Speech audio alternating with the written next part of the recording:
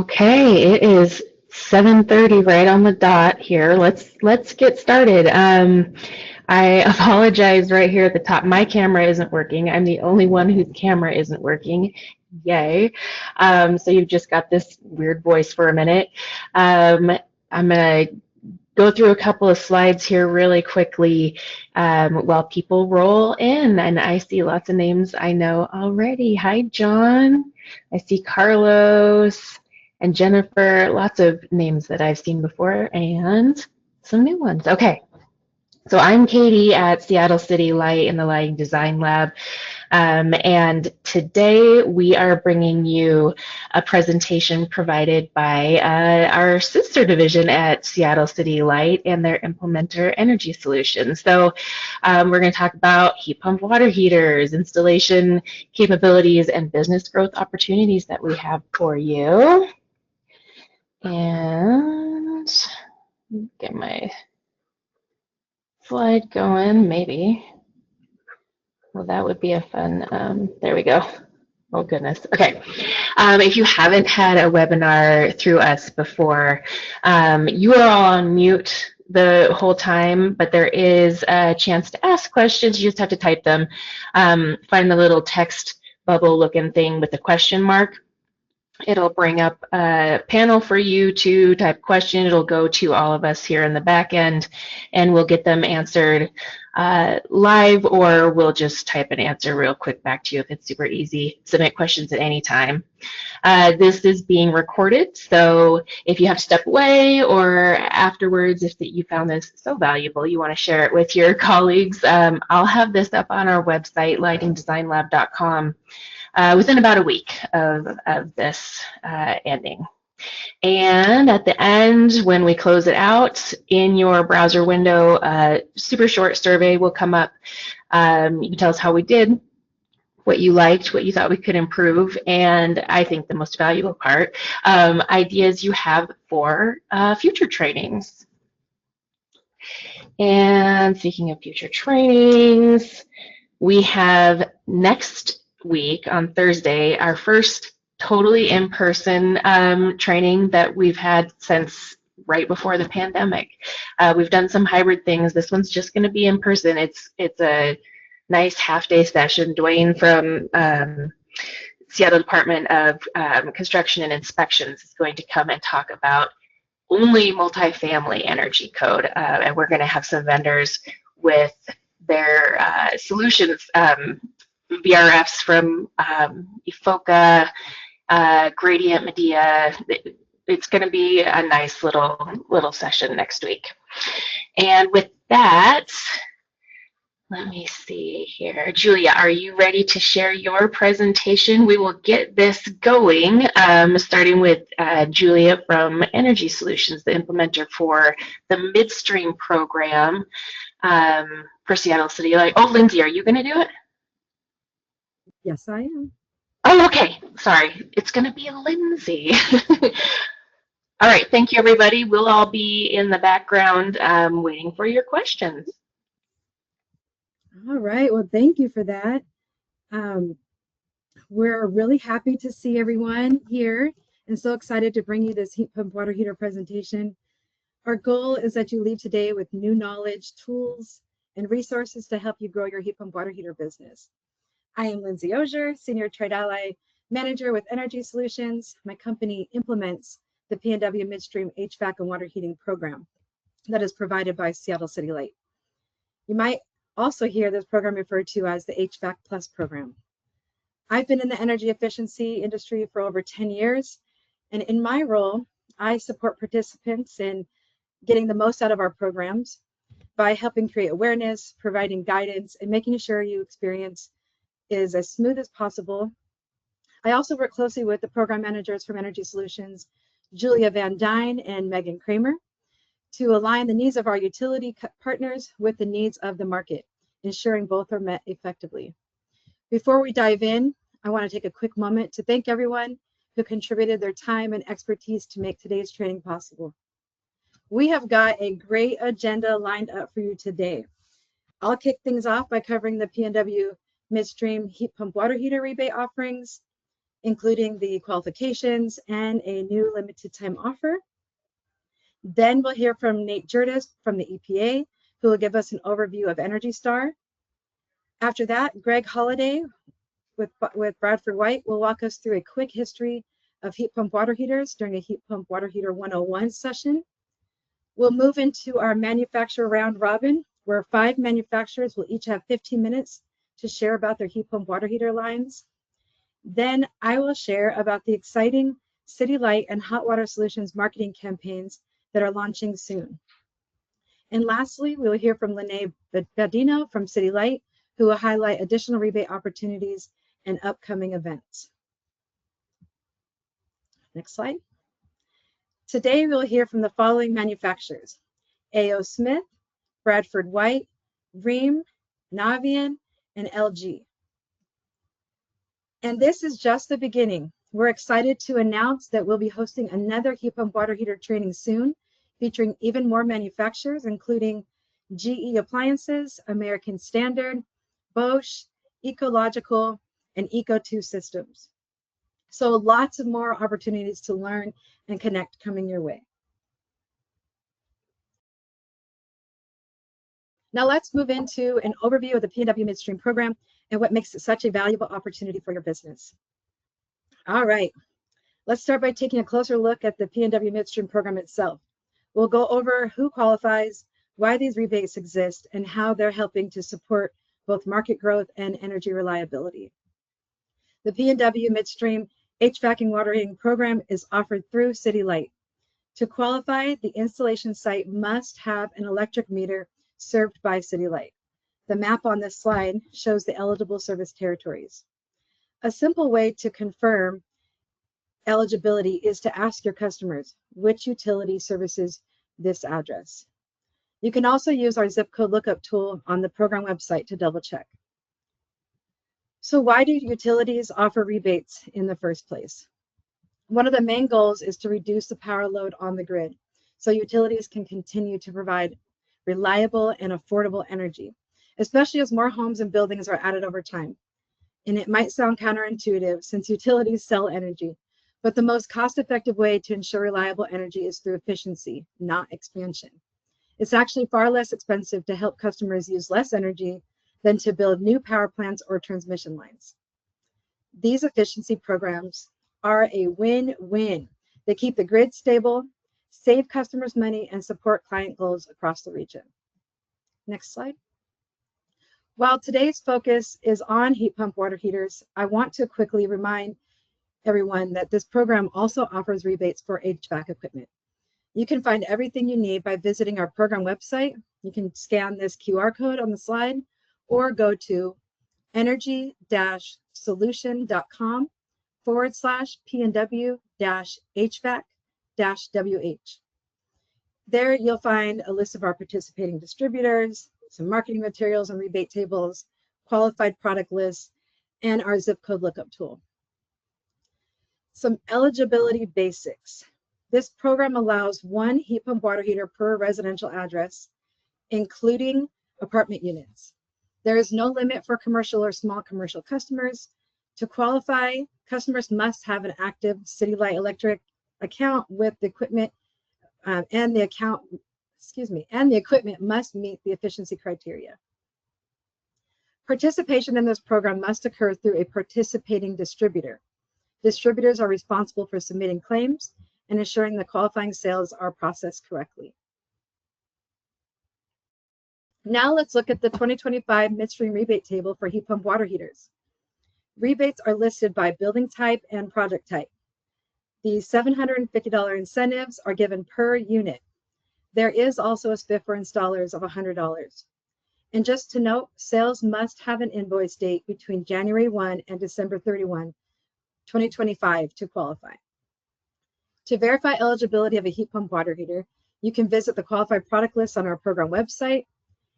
And the program uses NEA for NEA tier levels for efficiency qualifications. You can also visit NEA's qualified product list on their website. A few reminders: heat pump water heater rebates are not eligible for new construction, only retrofit. You always want to show pass-through rebates as a line item on the customer invoice.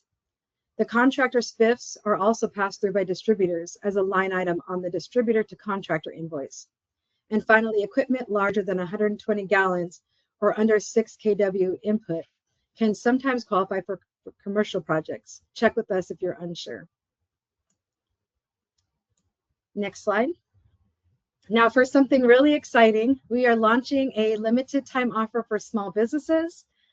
If the heat pump water heater is going into a small business that is defined as fewer than 50 employees, it will qualify for the full stacked rebate, including the $750 rebate and up to $1,000 not to exceed the cost of installation, plus an additional $100 spiff for installers, which means that you will be able to offer a rebate up to $1,750 for your customer and would have an additional $200 spiff for each approved heat pump water heater claim. We will definitely be sharing more details about this soon. This offer was created as part of the Climate Commitment Act to help support small businesses in our region while driving market adoption of efficient water heating technologies. But here's what you need to know for now. Make sure you're collecting the right information for these projects, and as always, pass through the rebate to the end user and show it clearly on the invoice. This offer is designed to help small businesses take advantage of savings while helping you grow your customer base. Truly a win for everyone. Now let's talk about data collection, why we need it and what's required. Utilities need to verify energy savings to regulators. So this means we must capture certain building characteristics and project details to ensure accuracy. You will see listed the required information that your distributor will need. Where is this heat pump water heater going? We need to know the installation address, including the suite number or apartment number. Is the building type a single family or multifamily building, an office or retail space? We need to know the project type, new construction or retrofit. And for HVAC, we need to know what heating type is being replaced, zonal electric or propane or oil. The invoice and sales details that are required are, we need to know the equipment make and model number or the AHRI number. The installation site company name is only needed for commercial installations. We need to know the invoice number and date and the estimated installation date. And we need to know the contractor company name. And then in order to prevent duplication, the serial number is required if there are duplicate models at the same address. For small business claims only, you'll also be required to provide the cost and permitting information. And this is specific to small business claims. We are asking the invoices showing the pass-through rebate. These must be emailed to the program directly at pnw-rebates@energy-solution.com. Again, we will share more details about this soon. Optional but helpful info includes serial numbers, customer and contractor contact details, and total project costs. Collecting this data up front will keep the claim process smooth and helps everyone get rebates faster. Next slide. Next slide. So now is a great time to participate. Start submitting your 2025 sales early to avoid the end of the year rush. And here's what to know. Sales with invoice dates between January 1 and December 31st, 2025 are eligible for rebates anytime in 2025. Rebate amounts and qualifications remain valid throughout 2025. And the program will continue into 2026 with updates coming later this year. To participate, you need to simply reach out to your distributor partner. They'll guide you through the submission process and answer any project-specific questions. There's plenty of time to get your 2025 claims in, but early submissions mean faster rebates and smoother processing. Now let's turn this over to our guest presenters. We'll first hear from Nate Jurtis from EPA, who will be sharing information about Energy Star. Then Greg Holliday with Bradford White will share a quick Heat Pump Water Heater 101. And then this will be followed by our Heat Pump Water Heater Manufacturer round robin presentations. Nate, back to you. All right, good morning, everyone. Yeah, I'm Nate Chutras. I'm with EPA's Energy Star program, and I'm just going to give you a real quick introduction to Energy Star, a little bit about its origins. Next slide. And Energy Star's criteria. And yeah, so a little bit of background. So Energy Star was created in 1992. It's an act of Congress, and it was developed to establish a way for consumers, businesses, and industry to save money while protecting the environment by creating a platform, a standard that would be recognized by all to distinguish high efficiency products from those that are not. And so the first products were sort of, it was like, slow down, go back.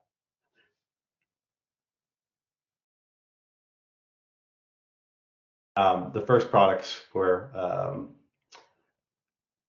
computer monitors and some smaller things, and then we got into the real the big time savers. Although these are all, they all save cumulatively, but for an individual homeowner, the HVAC products, we saw the first products launched and certified in 1995.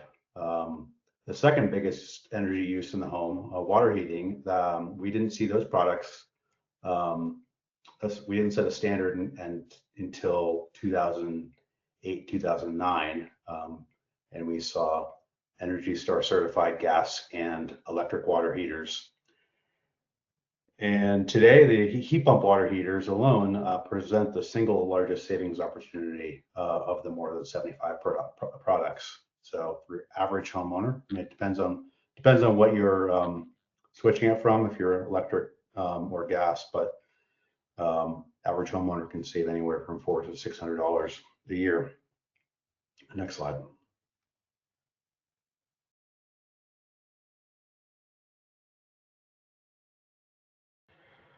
So you'll see the criteria for meeting Energy Star. UEF, the next speaker, Greg Holliday, will talk more about this, but uniform energy factor. It's a way to compare efficiency across water heater types. So if you're trying to compare a gas tank with electric, or a heat pump water heater, or a tankless, it's a way to just get an idea of the efficiency level across those. And no other water heater, I guess apart from solar, will be over 0.97. I think 0.97 is the highest that I've seen for a gas tankless. With heat pump water heaters, we are jumping way ahead to 3.3 for your integrated 240 volt heat pump water heater, which are the most common. The baseline for some of the other ones, the split systems and the integrated 120 volt, are 2.2, but in reality, almost all of these are over 3, and many of them are approaching or even surpassing 4.0 UEF. So it's incredibly efficient, many times more efficient than any other types of water heaters. The warranty levels, we establish a minimum 6-year, but most of them are well surpassing that, with 10-year seems to be the standard now. And optional criteria, again, well surpassing that. We're seeing all super intelligent, super smart water heaters with many different features. Next slide.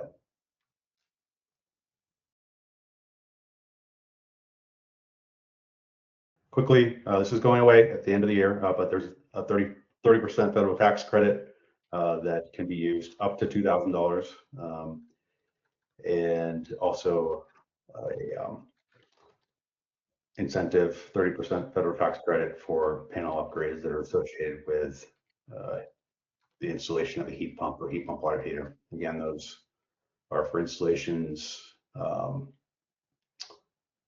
up to and before December 31st.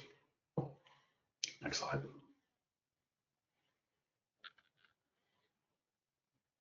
Next slide. So I'll just touch on a couple of resources that we have, some fact sheets, buying guides.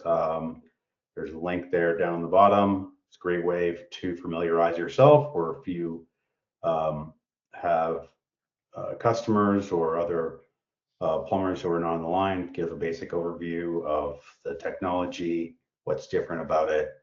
So good for a variety of audiences. Next slide.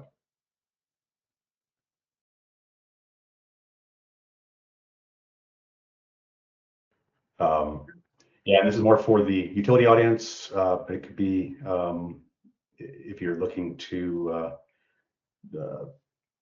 use some marketing dollars to drive sales, in addition to your own or the local incentives.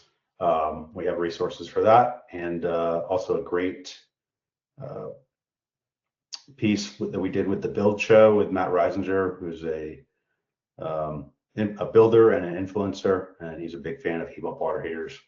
So we partnered up with him. Next slide.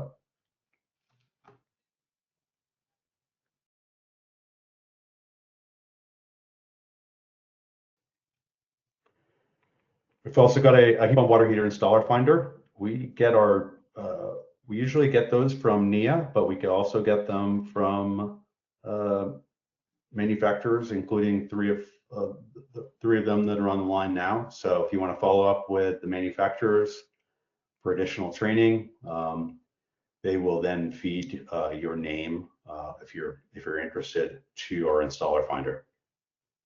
Next slide.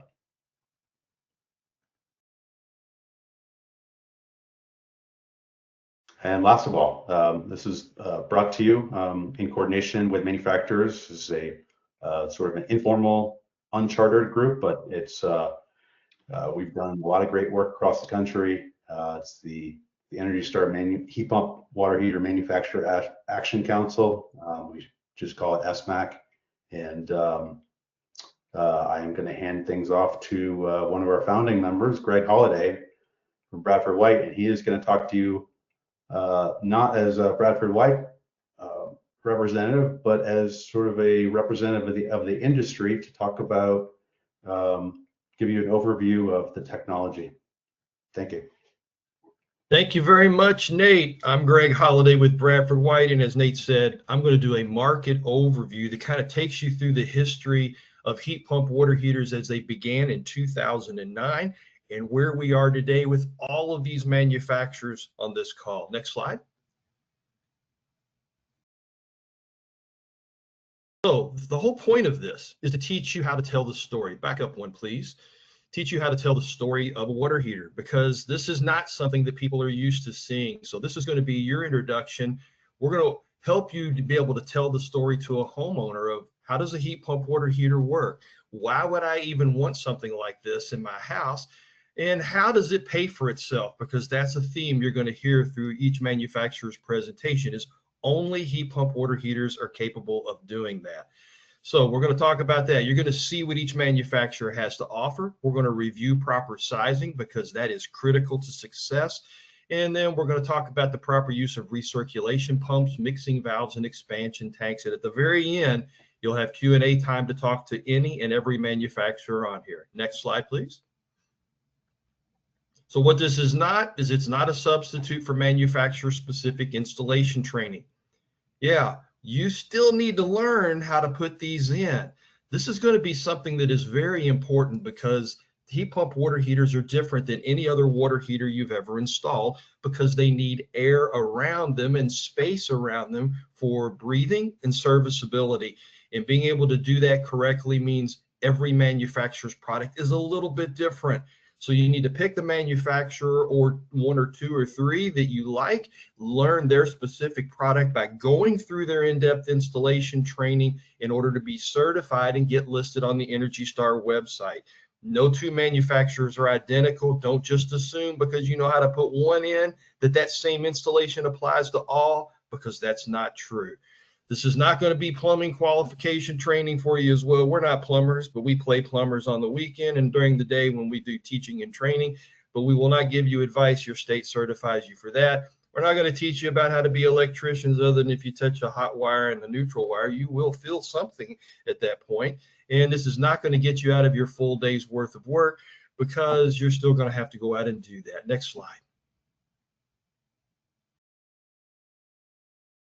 So key things to remember: read the manufacturer's installation instructions. I can't emphasize that enough. We as manufacturers have written some incredibly good books on how this product works, and we hang it right on the front of the water heater that says installation instructions and operation guide.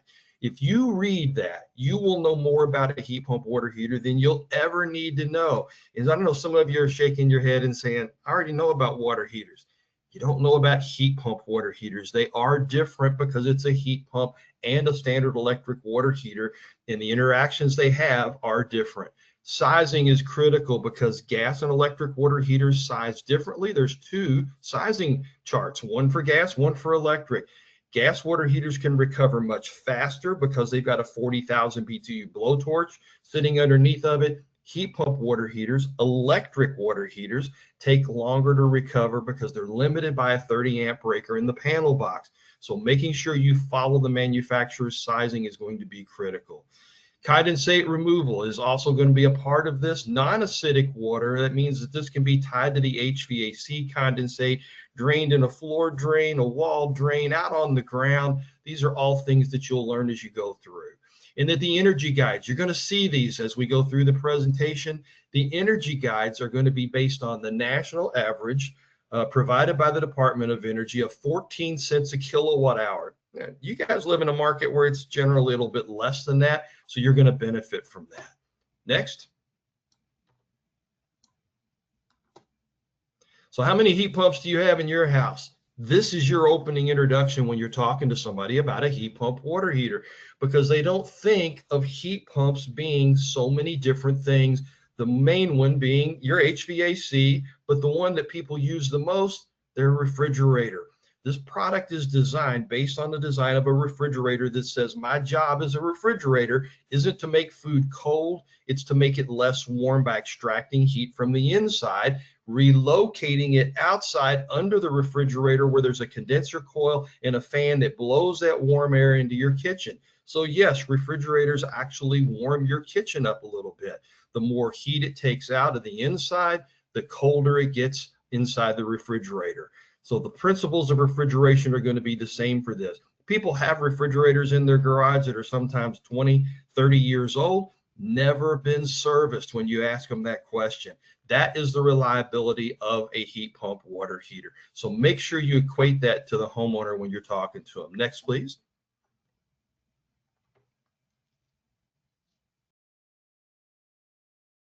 Next slide.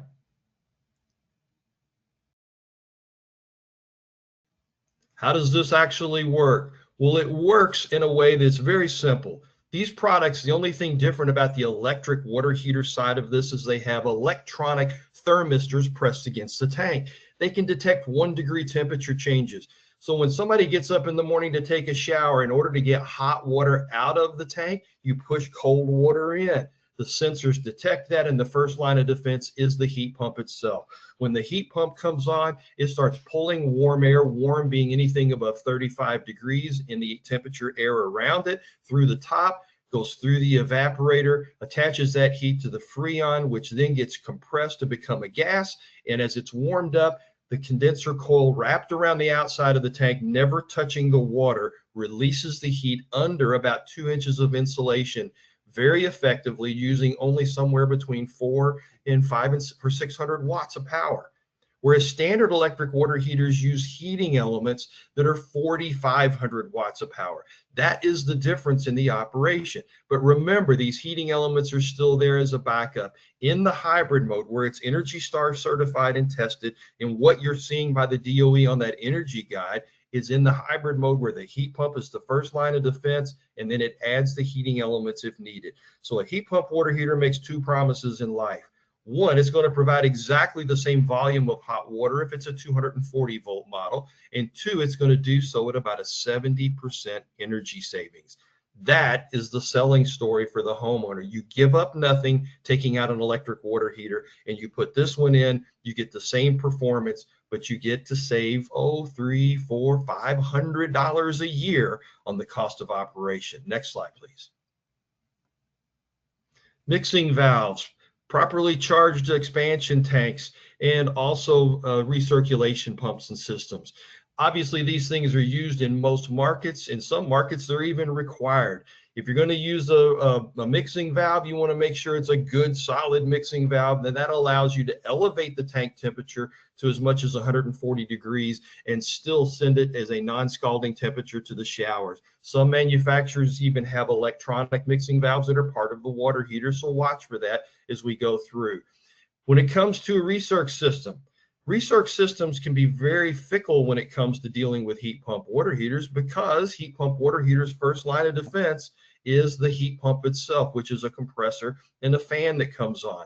So when that happens and you're running a recirc system that continuously runs, we're going to say no to that, because it will make the water heater run all the time. So smart systems is what we're looking for. That means there's a button in the bathroom, a Bluetooth button, a wired button, something that tells the homeowner it's time to take a shower, push this, recirc the line, do it only when I need to do it. Next slide, please. Terminology, CTA 2045, those are the jacks that are built into the front of all heat pump water heaters. That way, if the utility decides to do some type of a load control program in partnership with the homeowner, everybody has the same pin configuration that will make that work. You'll hear something about JA13. Those are specific types of operational commands as established by California that other states are looking to follow, and to some degree to be able to tell the water heater what those commands should actually do. You'll hear more about that if your utility decides to follow that path. Next slide. So when we talk about efficiency, we're talking about the UEF. The uniform energy factor is when the Department of Energy puts up water heater, and they do it for all water heaters in a test chamber with 68-degree ambient air, 57-degree water, running periodic draws that are light, medium, or high, depending on the size of the water heater and the size of the house it's supposed to adjust to, for it to be able to operate, and says in 24 hours, acting like it would in the home, how much energy did it use and how much hot water did it provide. UEFs for these have always been, for all water heaters, less than 100% efficient. Yeah, that's right. Water heaters lose money every time they turn on. Gas water heaters have been the worst offenders until gas tankless came out, and now that's up to 82 to 97%. But heat pump water heaters that are electric, when an electric water heater is 93% efficient, now you're up to over 4.2, 4.3 with one manufacturer. That means for every $1 you spend to heat water, you're going to get over $4 in actual hot water. That's the deal the homeowner's looking for. Why wouldn't I want a water heater that provides the same volume, but yet saves me that much money and gives me $4 in hot water for every dollar that I spend when I have that choice? So these are called hybrid heat pump water heaters. They're called unitized. Next slide, please. They're also even called split system, and you're seeing an example of each of those on this page. In the middle, you're going to see some 120 volt models, and there are a couple of manufacturers on this call that will talk about their 120s. These are water heaters that primarily use only the heat pump and have some variation of a small electric heating element to assist, but not designed to recover the whole tank. The 240 volt models you see on the left, those are the workhorses of the industry that provide exactly the same volume. Next slide. These are some commercial products that manufacturers offer. If you happen to get into some applications for that, just talk to the manufacturer of your choice. Next slide. One last picture of some of those. They can be used for commercial, industrial, all kinds of applications. So keep going. Next slide. Best places to put these are spaces where they actually can get air. We need 700 cubic feet for optimal performance to operate just like the energy guide says. Some manufacturers will allow less than that, so pay attention as we go through. Venting is rarely used on a heat pump water heater because you don't want to pull air in from outside if it's too cold and then have to push air from the house outside. So consult with the manufacturer, but all of these are capable of being vented. Garages are great applications, closets with louver doors where you can put it in and still let it breathe, laundry rooms, and so on. Next slide.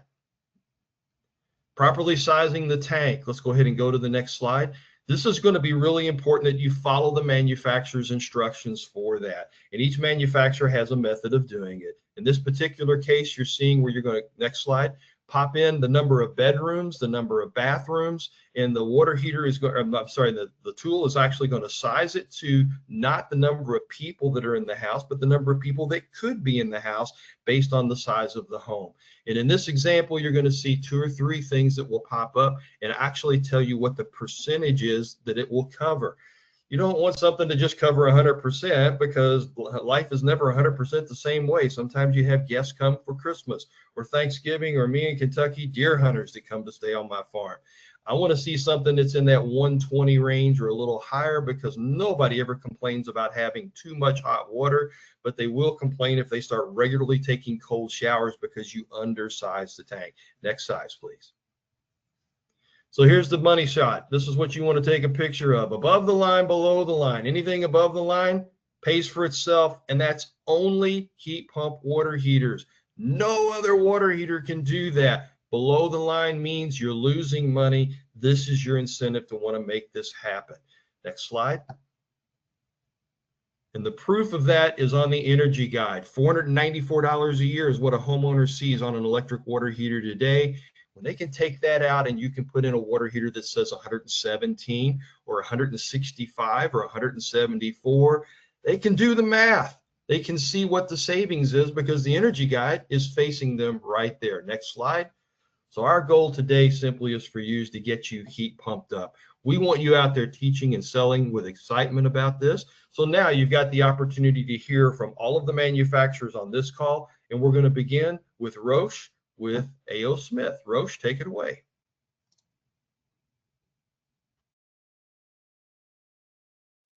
Hi, this is Roche Nawi with A.O. Smith. I do market development, working with utilities and contractors across the country, talking about our heat pump water heaters. Today, I want to talk about our Voltex AL hybrid electric heat pump water heaters. Next slide. So brands that we have available in the market, you may know us as A.O. Smith, but when you say state water heater or American water heater, that's also one of our, those are also brands that we represent. Product is pretty much identical, just has a different brand label on it for different markets. Next slide. So the Voltex AL is a hybrid electric heat pump water heaters. Just as Greg said, it's 400 to 500% more efficient than a standard electric water heater. One of the important features here that we have is we have top and front water connections. So this is where you hook up the water heater to your hot line as well as to your cold water line. We have both options, so you have some flexibility in here. In original setups with heat pump water heaters, most manufacturers had sideline connections, which cost a lot of replumbing in the field. We'll give you the option to connect to the side or on top for easy, installations. The other issue that came in early on with heat pump water heaters was clearance requirements. Some manufacturers need to have clearance to the right or left of the tank, 6 inches, a foot, or whatnot. We have 0 clearance requirements, meaning you can put it in the corner. As long as you have a foot of space on top of the water heater, you're good to go. So you can install this in really tight closets and spaces, assuming that you have enough venting there, and we'll get to that in a little bit. In terms of, sorry, go back. Sorry. In terms of operations, it's very quiet. It's 45 decibels, so it's the noise or the sound that you get from a really quiet modern day dishwasher. This is not a noiseless, appliance. You're going to have some noise, but it's going to be low. It's not going to be a whole lot. In terms of sizing, we have a 50-gallon, a 66-gallon, and an 80-gallon heat pump water heater. So you can pretty much meet all the requirements in just about any application in any house setting with our lineup of heat pump water heaters. The other thing that we have is, while we offer 240 volt, meaning full performance, full recovery as a standard, we also make water heaters, heat pump water heaters that are 120 volt. Those are great for retrofits, trying to go from gas to electric in a home when the electric panel is too small. Or if you're deciding to do an ADU in your house, so you're adding like an ADU in your garage and you need hot water and you don't want to go through this electrical upgrade, we have a 120 volt model for you, requiring a smaller circuit size. Next slide.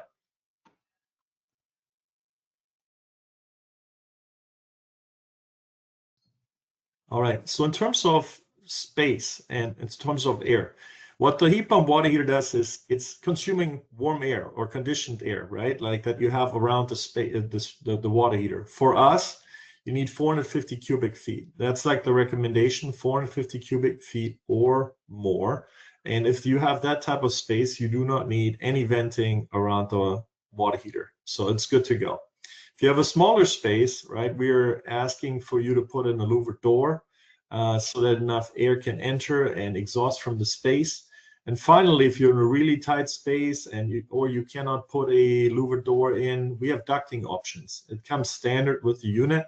You can put an 8-inch intake duct and an 8-inch exhaust duct in, and funnel air from any place that you choose appropriate, and exhaust in a space that works for you.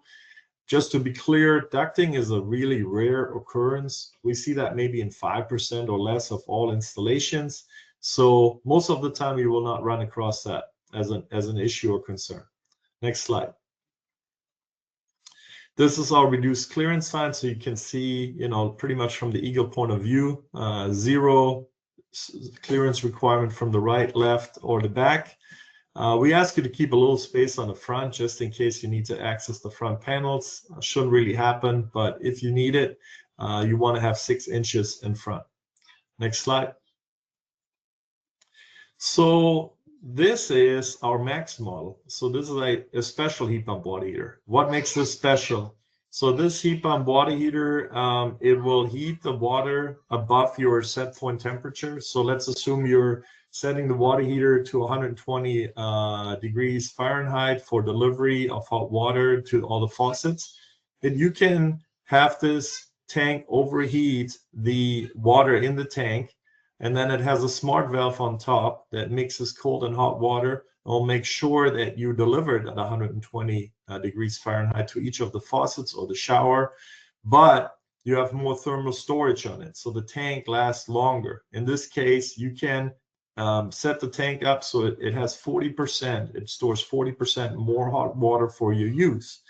So it's pretty smart, right? So if you have like temporary guests, or you have friends or family that visit, you can put that boost button on, or you can use the boost button on the heat pump water heater in order to get that extra storage capacity for the time period as when people visit. So that's our special tank. Next slide. Now let's talk about the 120 volt plug-in heat pump water heater. So this is 120 volts. It's not 240. This one is a plug-and-play model. So let's assume you were to retrofit a house and you pull like a gas water heater out, and you want to electrify the home, which we see in some areas in the Pacific Northwest.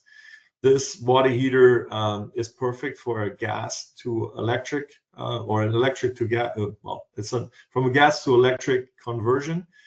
We know some customers, they put solar panels on their roof, put EV charging in their house, and they want to electrify the whole home.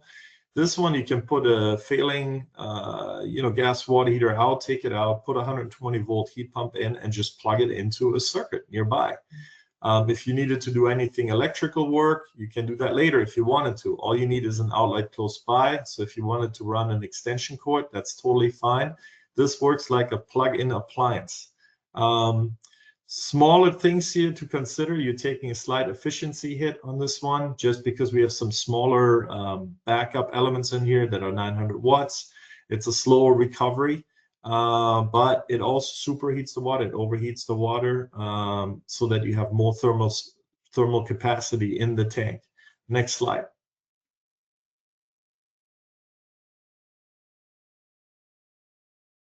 So this shows like your gallon requirements. If you were to do a gas to electric conversion, you want to upsize the tank just because gas water heaters have a faster recovery. So we expect you to size it up by at least one size, if not two sizes, depending on what you're starting with, so that you have enough hot water stored. Again, the recovery on 120 volt heat pump water heater is just going to be slower. Because you mostly rely on the heat pump. Next slide.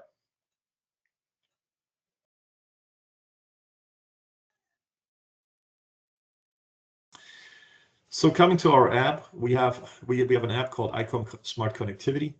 You can connect to your water heater via Bluetooth or Wi-Fi. You get alerts and notifications over the app. So in case you have a leak or if something is wrong with the water heater or you need to change out a sacrificial anode, you can get notifications for that. You can also set the set point of the water heater. If you have one faucet that is far away from your water heater and the water doesn't come out at the right temperature and you want to increase the temperature of the hot water delivered, you can do this over the app. You can change the operating modes. We have different operating modes in the tank between hybrid mode, electric mode, vacation mode, those types of things. You can all set that up in the app.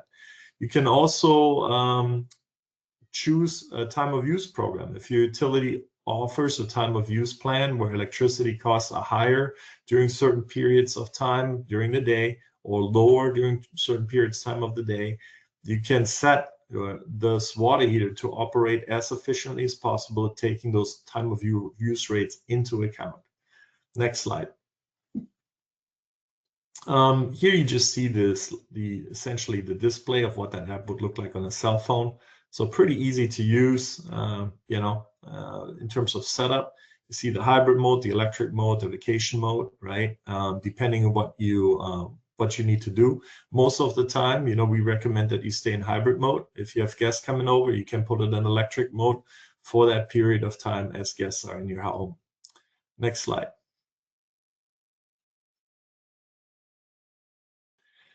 So this just shows that we have utility plan integrations. So you can select your utility, choose the utility plan, especially if you are on the time of use rates, to optimize the energy savings, in accordance with your utility rates. Next slide. So in terms of training resources, we recommend, if you have not installed one of our heat pump water heaters before, we recommend to go through some online training with us. I have 3 links at the bottom. The hotwater.com link is for our A.O. Smith brand, and then the other one's for our other brands. You can choose one of them.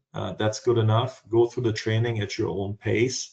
It's probably 2 hours, 2.5 hours, depending how fast you go in that training. We really recommend you doing that.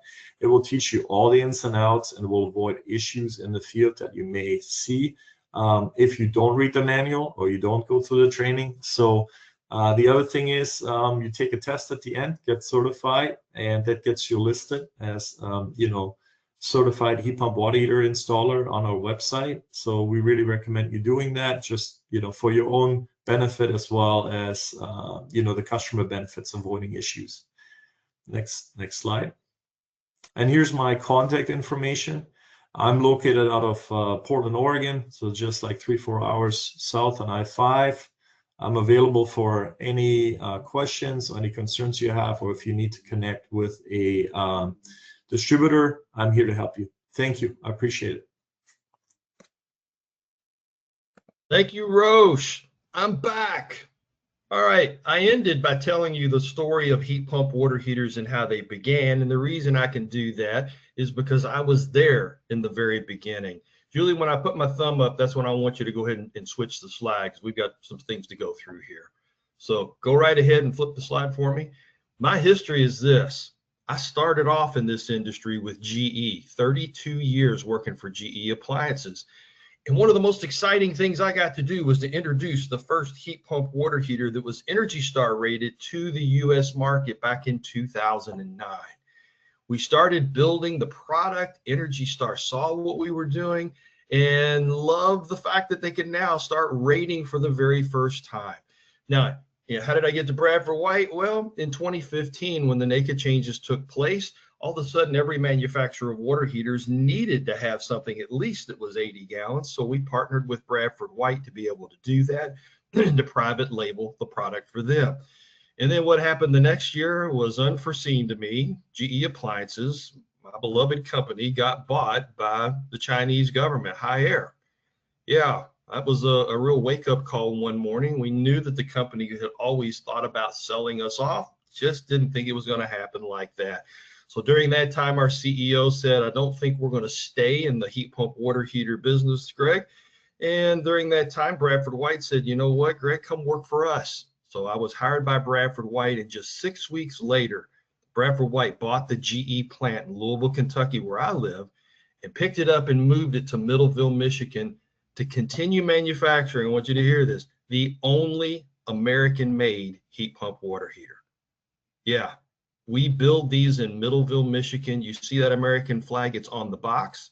You're going to see it on the front of the new G2 water heater, the Generation 2 that we just introduced. And we're going to proudly be talking about that.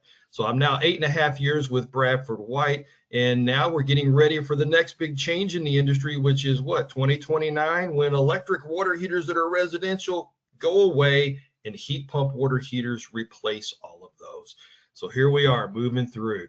Bradford White has now been Energy Star Partner of the Year, primarily because of this product and what we've been doing together for 6 years in a row. So here we are moving through, and I just wanted you guys to know that, because what I want you to do is to choose to partner with me and Bradford White and to be a part of this team to be able to install our heat pump water heaters. And I want to certify you as an installer to make sure you understand exactly what the differences are in my product and everybody else's, to make sure that you do it right and the homeowner is satisfied, and as a result, I'm satisfied and Bradford White is as well.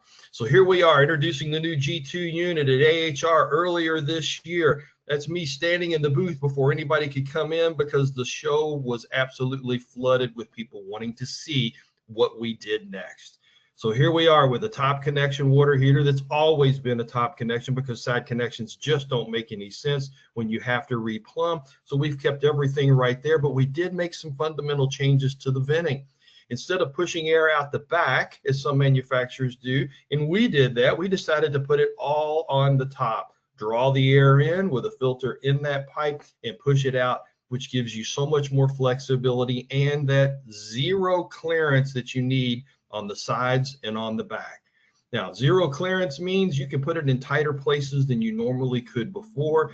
Venting that's already set on the top means if you do have to vent it and you do need to blow the air somewhere, you simply slide the pipe over it and bam, we're ready to go. But let me get into the differences here. You're looking at the remarkable units with UEFs up to 4.20, $4.20 in hot water for every $1 that you spend. Our 80 gallon is a 4.0 UEF. You get $4, and look at that, 3.89 even on our 50. This is a huge jump from where we were in the past. The only heat pump water heater that's manufactured in this country, and we still use 134A refrigerant, which is a non-flammable refrigerant. There are some manufacturers that are moving to something that is a little more flammable, well, that is flammable, and just want to make you aware that we're still using 134A. This has a new communications panel on the front of it. We have the first in the industry multilingual display. When a contractor hooks this up, he can decide, do I want this to be in English, Spanish, or Canadian French? Yeah, we're out to serve the contractor, because this is also a heat pump water heater that is not sold in retail. No Lowe's, no Home Depot, no other places out there. We cater to you as a contractor to be able to get a professional grade product for professional installation, only available through distribution. This is also the only heat pump water heater, the only water heaters in general that have microban antimicrobial finish baked into the Vitriglass tank lining, which means it's there forever. Microban is a company that's been around for about 35 years, coating countertops. They became very popular during COVID, and now you even get dishwashers with that. Bradford White has the only water heaters that offer that. You're also going to see that this is, the fully serviceable water heater you're going to see in the industry. And there's only one other manufacturer that does that. Fully serviceable, including the sealed system, using 134A refrigerant makes this easier. It's a gas that has been around using refrigerators. You probably have all your refrigerators in your house using that same gas. And right now, that is going to be the gas that most manufacturers do continue to use. Fully serviceable, meaning the sealed system is included with that. You don't have to throw this thing away in a landfill. And how can we do that? Because we're the only manufacturer that's open 24/7. We never close, which means anytime you need help with service. And my expectation for services are going to be real simple. You call us before you go out because we're always open. If you call us with a model number, a serial number, and whatever fault codes a homeowner brought to your attention that they're having some trouble with, and remember, a heat pump water heater says I keep two different ways. If something happens to the heat pump, it switches on to electric. If something happens with electric, then it's going to be able to switch over to the heat pump. So it's not likely to be an emergency call. We want you as a servicer to look like the brain surgeon when you walk in with a part in your hand and you go in and fix the water heater in one service call, because we make it that easy for you. Zero clearance, quieter. All heat pump water heaters are going to be less than 50 decibels in sound. We have got a squirrel cage blower in this that is way below 50, but since there is no certification for sound levels on water heaters, the manufacturers all follow and do exactly the same thing, the certification doesn't mean a whole lot. All I can tell you is that if you stand beside it and hear it, you're going to say this is the quietest water heater that you've heard. Dedicated lines, you see that at the bottom. Those are the numbers you would want to have in your phone with our For the Pro app, and lay down instructions, because this can be laid down for transportation on the back. The box is marked. On the other three sides, move it upright, but on the back side, it says lay it down or move it upright. So it makes it even easier for you to be able to transport it with no delays when you take it into the house. Leak detection. You're going to hear about leak detection today. I'm going to be the only manufacturer that does not put a puck on the floor in front of the water heater as leak detection, because I've got a better option. I've been promoting this company here, FlowLogic, for 2 years by having whole home leak detection. I don't want to put pucks on my dishwasher, my refrigerator, my laundry equipment, all of those things to try to protect my house. And then that still doesn't help me with the pipes. So instead, being able to protect the whole home, and that's the only thing insurance companies will recognize as a benefit for the home. Didn't know this, that our CEO was looking at them last year and bought them. Yeah, this is now the GE, I'm sorry, oh gosh, that was horrible. This is now the Bradford White FlowLogic product that's going to be marketed in all of the distributors as well, for you to use in both commercial and residential, and it is unlimited protection for the house. Part of what I also do is I teach the soft skills, how to be able to talk about this water heater to the homeowner. And if your company wants to spend some time with me for that, plus the installation, let's do that as well. Now, don't ever forget, this is a simple product. It's a simple electric water heater compared with a simple a simple refrigerator, all tied into one product now that says I can both move heat and create heat, two very reliable things. That's the right thumbs up right there. Sorry about that. And the end result is this, $494 down to $117. That's your sales story. That's what you want to be able to tell homeowners, is that this product can actually pay for itself, because that is what they're really looking for and they need to hear, since no other water heater has ever been able to do that. Where are they made? You know, I've got the only one right now that you can go see without a passport. You can go to Middleville, Michigan. You can go on a plant tour and actually see us build heat pump water heaters right there in Middleville, Michigan, in the only union shop manufacturing for water heaters in the United States. We build these right there. Very proud of that. As a privately held company, employee owned, we're very proud of our business model that we have, but you can see it right there in Middleville. Now, let's talk about the new one. This is the new book that hangs on the front with a QR code that if you pulled your phone out and clicked on that, you would be able to download the installation instructions on your phone in whatever language you want it on. So I want contractors to always read this book from beginning to end. I want you, and I say that right there, read the book so that you can learn. Even though it's zero clearance, we recommend 7 inches around it just for serviceability to make it easier for you. If you have to work on one, you got to be able to get the screws out of the side sometimes, but generally you service this from the top down, and it comes apart in 2 sections, which makes it very easy to do that. Even the control board, 1 screw and it comes right off, and you have access to the front, or if you ever had to replace that board. 7 inches just means it's easier to service, so always be thinking about that. Look at this, we even put the wiring in color. You can see you put red to red, green to green, black to black. We want to make sure that you see very clearly if you follow the installation instructions, even teaching you about the startup on this, because it's going to go through an 8-minute dry fire sequence to verify that you actually have water in the tank. We want to make sure that you don't turn it on and forget that. With an electric water heater, it'll instantly pop the heating elements, not with this because of that dry fire sequence that we build in. In just 8 minutes, it verifies all the circuitry, all the wires, the heating elements, and then it's going to run for several hours. So tell the homeowner this is normal. It's going to use the heat pump to heat that tank initially when it's first been installed. So let them know it might run 2, 3, 4, 5 hours, depending on how cold the water is and how big the tank is. This is why you want a 240 volt model, because 240 volt models have heating elements. Otherwise, every time it heated up using just the heat pump, it would take 3, 4, 5 hours to do it. Follow this installation checklist. If you do everything that is on this checklist, you can't do this installation incorrectly. It's not rocket science, but it is a different repetition of what you currently do today for the spacing, for the air. And then look at this control, full color that you're going to be able to have. That's on the front of the water heater. All of the cycles and operating modes are explained very clearly right there for you and or the homeowner. You can put an app on your phone, which I have on mine. The same thing is on the app. Now I can see the energy profile. How much energy is it using? I can change the operation mode. I can set cycles on it. I can set schedules so that if I need it to run a particular way and use only the heat pump maybe in the afternoon because the utility rates go up, I can set as many of those as I would prefer just by being able to dial it up on the screen. And as you can see here, we've got several pages of what you walk through to be able to set those schedules, all again in color that makes it very easy for you to see. The anode rod right there on the top down, you can reach down for that. It's 12 inches below, so if you don't take anything else off but the top and the front, you're going to be able to reach down and replace the anode rod.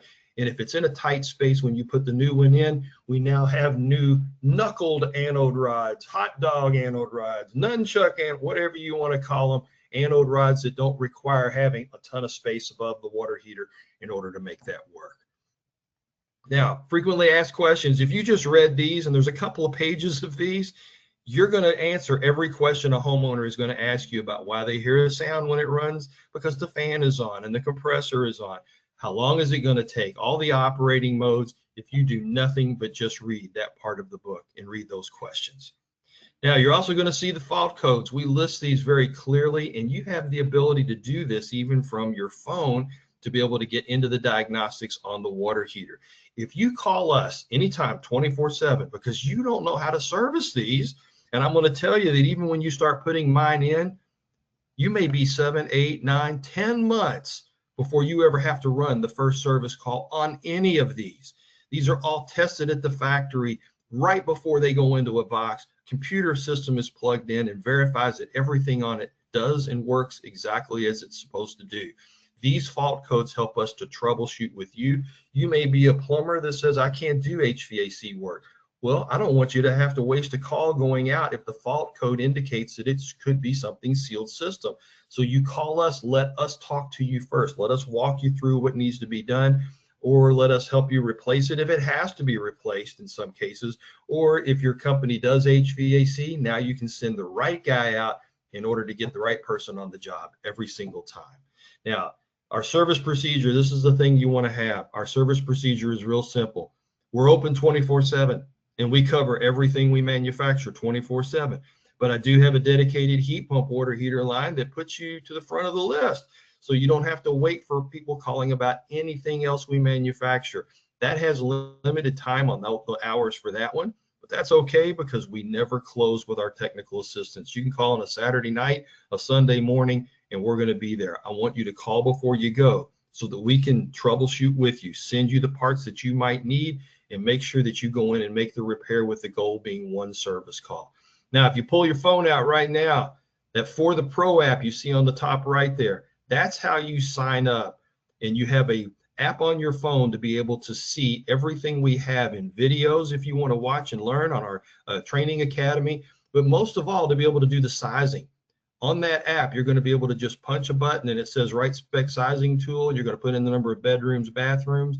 You're going to be able to walk up to a water heater and scan the QR code or the barcode on it. And if it's a Bradford White, it's going to tell you how old it is, when it was put into service, what the warranty is, and give you the technical specs. But you're also going to be able to download the installation instructions too. I want you to be a part of our team so that we can help you do better at what you're doing in your business and help you grow. Next slide. So I'm Greg Holliday with Bradford White. I've told you my story. I want you to be able to get this information on me right now off of this screen. And then in the chat, I'm going to put something very special. And I'm going to put a link in for our amazing video on how a heat pump water heater works. This is Star Wars quality. I want you to play it and watch it and turn the speakers up loud because it is good. Greg Holliday with Bradford White. Thank you very much.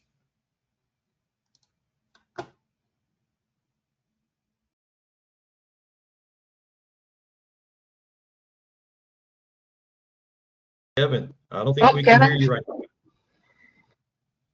You must have something going on with your speaker again. Kevin with Ream is up next. Let's see if we can get this right. How about now? Boom, you're on, brother. Okay, perfect.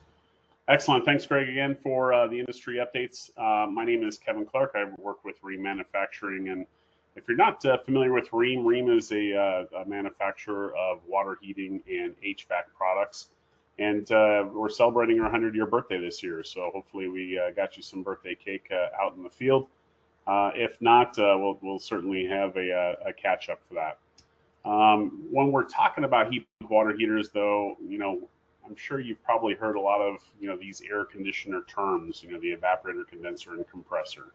So Ream is really in a great position to combine our two divisions and come out with this heat pump water heater. And this is really what's helped us lead the industry, with this experience and knowledge and being able to cross-pollinate some of our ideas from both of our divisions of work. Next slide.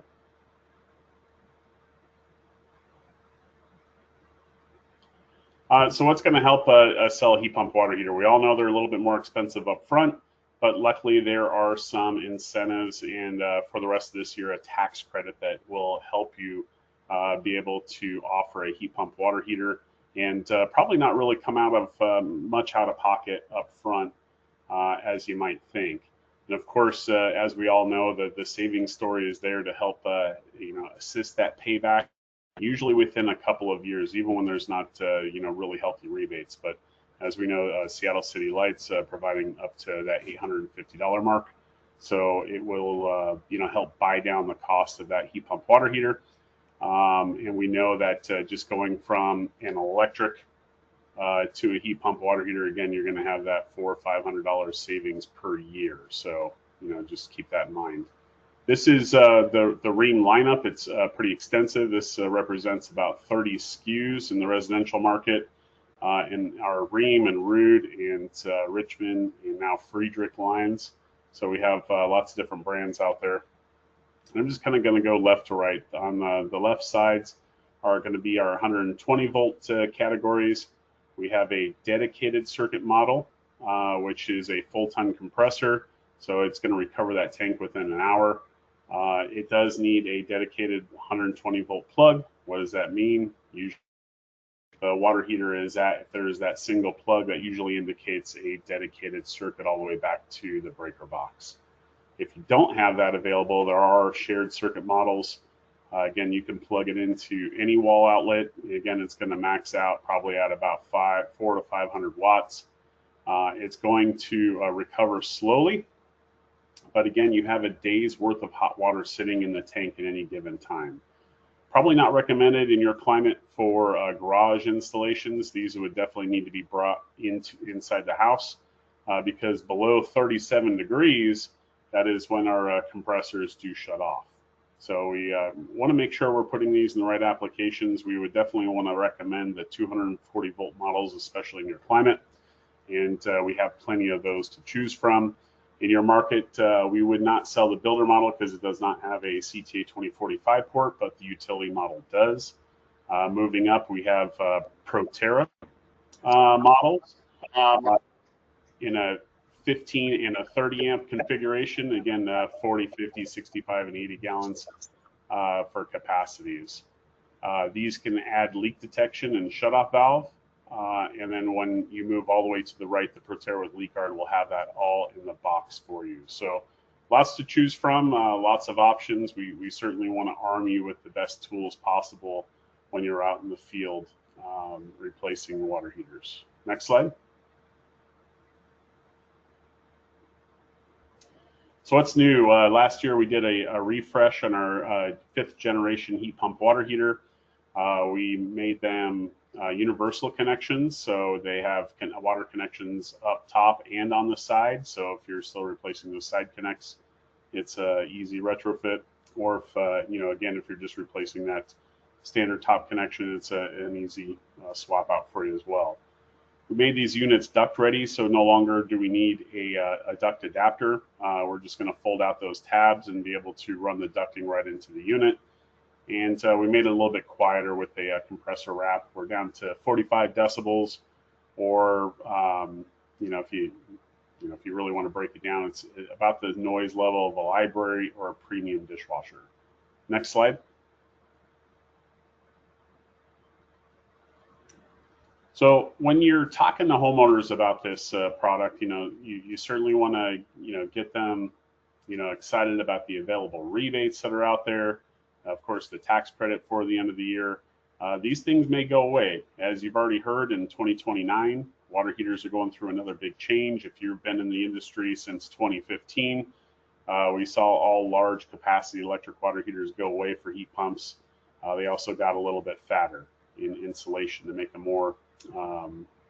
more energy efficient.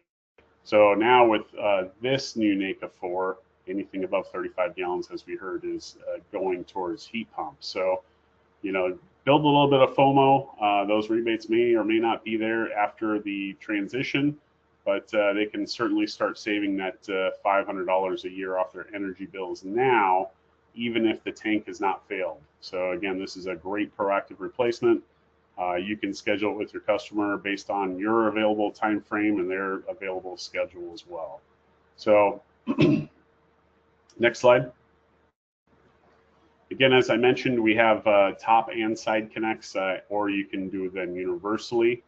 This plugs in like a standard electric water heater for power. And of course, your cold water coming in, your hot water going out. Big difference is going to be that condensation drain. If you have a drain nearby, that's perfect. If you're on an outside wall to the garage, sometimes you can drain them out to a flower garden. If you do not have those accessible, you can get a condensation pump and pump it somewhere where it is. So if you're in a basement with no drain, you can pump it upstairs where you have access. As I did mention, you can plumb these in combination. So if it just works out better to have the output up top and the incoming coming out on the bottom, you can certainly do that. Next slide.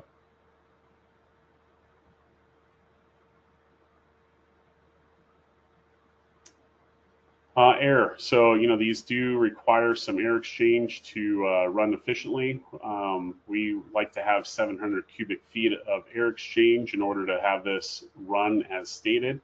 Again, we can go down to that 450 cubic feet of space, but if you have a large draw of hot water, you may cool down that space enough where the element is kicking on, and it's not going to run as efficiently. So certainly, that 700 cubic feet or more is a good sweet spot. So if it's in a basement or a garage, you're good. If it's in a closet, we can get a louver door and go into the next slide.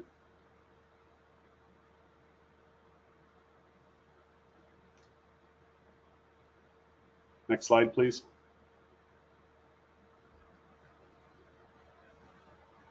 If you're in a closet, you can get a louver door to exchange out that heat, or you can duct it.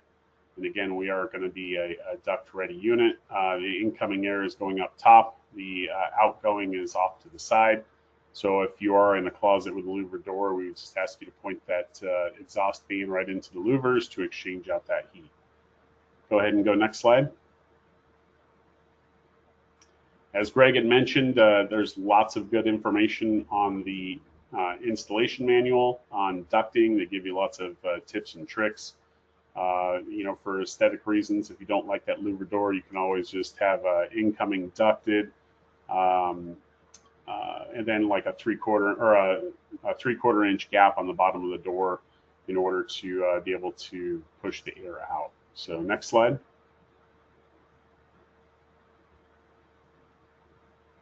Modes of operation, again, this is a little bit different than other water heaters you've put in. It's going to have, varying degrees of efficiency and hot water delivery. And, when you're having these conversations with the customer, you certainly want to balance this out with what their needs are. If they're looking for the highest efficiency, certainly heat pump only mode would work for them. If they want to store a little bit more hot water, if they have solar panels or what have you, you can put a mixing valve on the unit and ramp up that temperature and be able to store that extra energy. If they have constant people over, or if they have small children with lots of baths, you might want to leave it in energy saver mode or even put it in high demand mode. So, really have that a conversation with the customer, figure out what their needs are going to be. And then you can set the unit up or show the customer how to go through those mode changes as well. Next slide.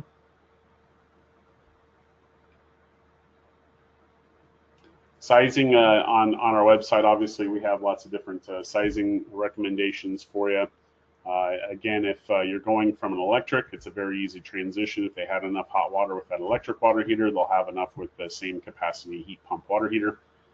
If they're looking to up the efficiency a little bit, you may want to upsize it one size. That way the heat pump has more of an opportunity to do the recovery. Next slide. Econet is Rheem's proprietary communication platform, so it gives us lots of different access on the app that's free to the customer, as well as utilities if they want to participate into a demand response program. Again, if the utility is doing that, they will offer them additional savings to participate. Again, with that period that they're shedding around or moving around from, they usually have a day's worth of hot water, so it doesn't really matter if the unit is running during that time. The Econet connection is fairly easy to acquire. If you've ever partitioned a TV on your home Wi-Fi, it's a very similar process to get that app going. Next slide. Next steps. I didn't put the right sales agency for you, but would love to get in touch with you. Obviously, we're flying at 35,000 feet today. We're not really getting into the nitty gritty just because of the time allowed, but we'd love to be able to partner, let you know what we have to offer. So get in touch with me or Stone, Jurash and Jones, our sales agency up in that area, and we can get you in-person trainings. We can do virtual. Or if you're looking for a CAN training, ringtraining.com is a good one. So in summary, there's my phone number and email address.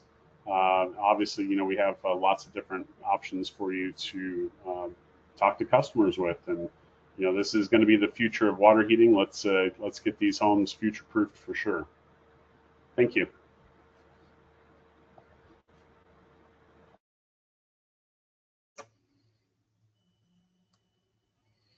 Good morning, everyone. First off, thank you to the organizers. Thank you to Lightning Design Lab, Seattle City Light, and Energy Solutions for putting this on, and previous presenters so far. It's nice seeing some of the other manufacturers here. Before I jump into nabbing itself, there's been several great points mentioned. One thing that I do want to reiterate some of those points that Greg Holliday made was heat pump water heaters need to breathe. Read the installation manuals and get trained. So that's a key thing that nabbing focus on, and a lot of other manufacturers focus on, is training. You're going to see while I present this product that there's a lot of similarities between this and other products that you're seeing today. There's little differences though that you'll pick up on. Everybody does certain things a little bit different. So it is always nice to get trained and see the way different manufacturers do things. My name is Matt Curro. I am the North American Training Manager with Navien. I'm based out of Toronto, Ontario, but I do cover Canada and the US, and we have field trainers everywhere to help support anybody's needs in the fields. We're going to focus on the Navien heat pump water heater over the next 15 minutes. As you'll see there, a lot of other products that Navien has available. We're not going to get into those units today, but the heat pump water heater, just want to mention, is the newest Navien unit on the market.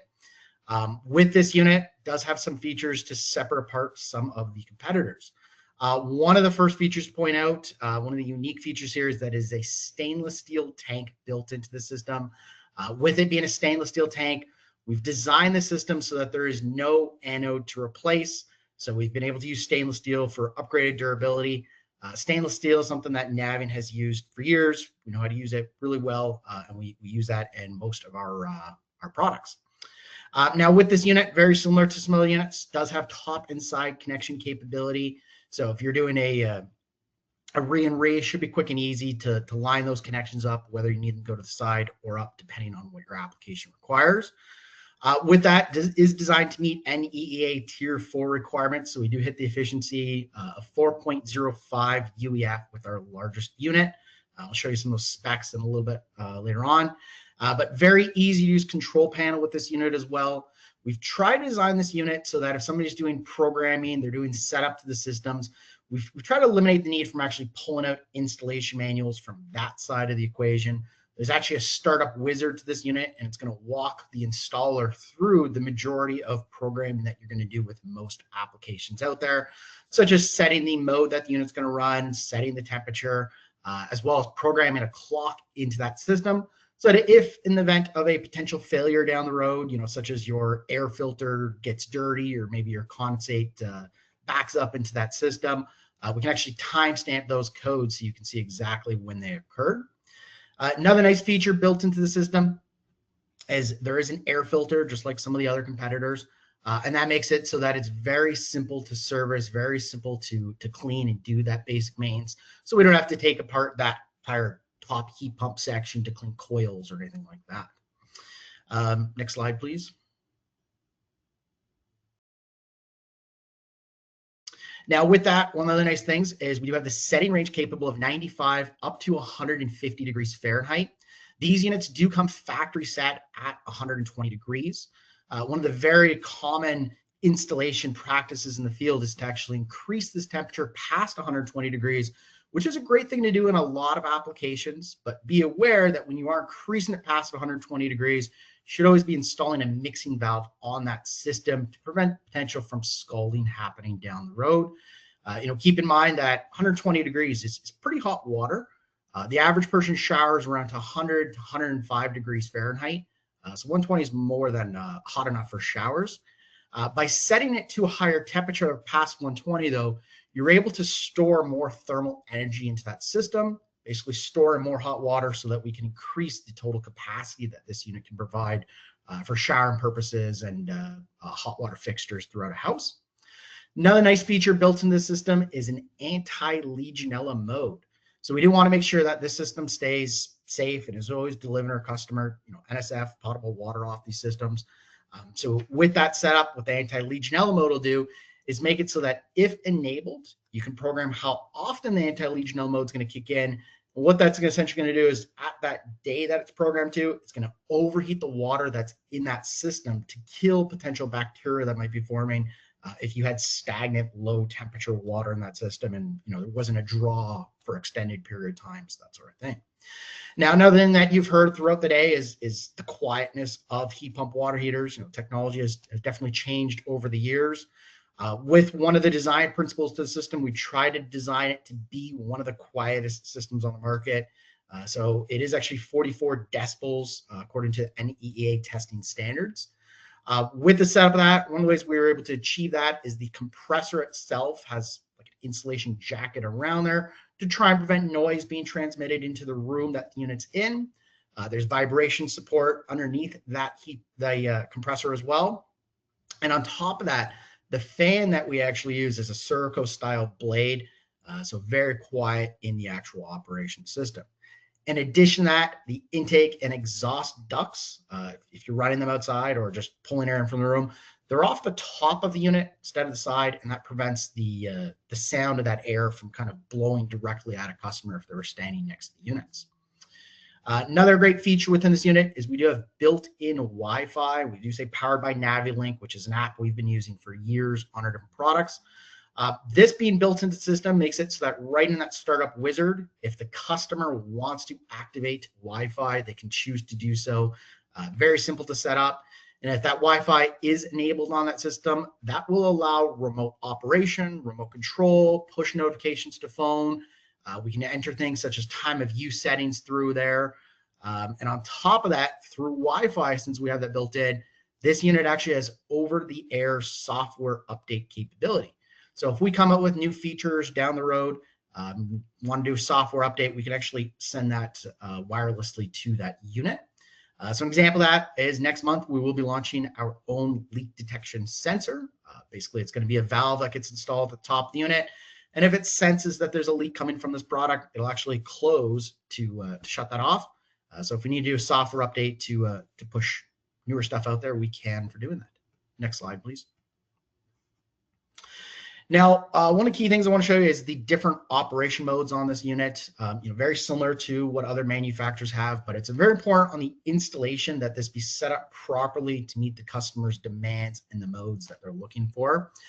The first mode, which is the default mode, is referred to as energy saver mode, which is going to combine the use of the heat pump as kind of the primary way to heat the water, and then it's going to use the electric elements if necessary to heat that water up.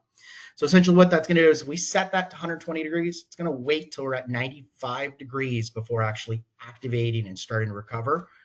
So be aware with that particular setting, if you have large demands for hot water, there could be some concern of running out of hot water, a customer saying the temperature drops. So for high demand applications, we'd actually go with the high demand mode, which is combining the use of the heat pump and the electric heating element. So we're going to kick in that element at a much warmer temperature within that tank, so the tank doesn't drop as far within the system.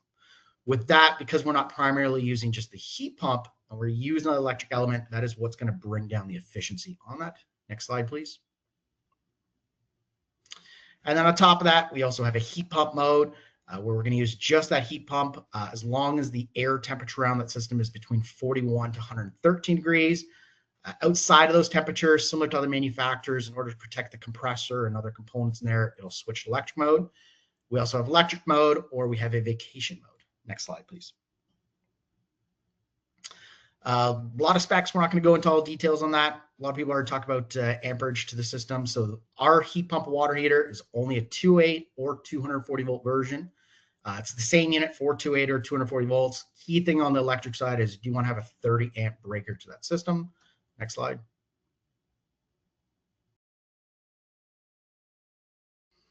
So just cut away there so you can see inside that what it looks like when you take that cover off there. And so you'll see you have the top connections at the top, stainless steel pipe all the way to the stainless steel tank there.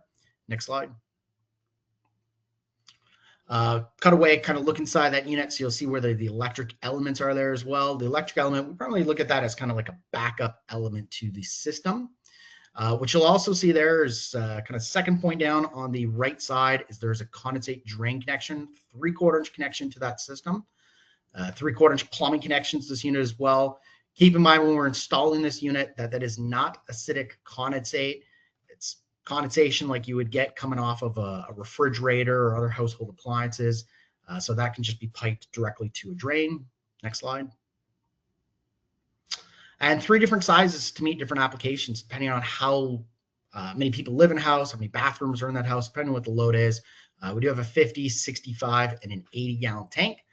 These are designed to be less than 25 inches wide for each of them. So with the setup of that, we can easily get that through doors and into mechanics or wherever we want to put them.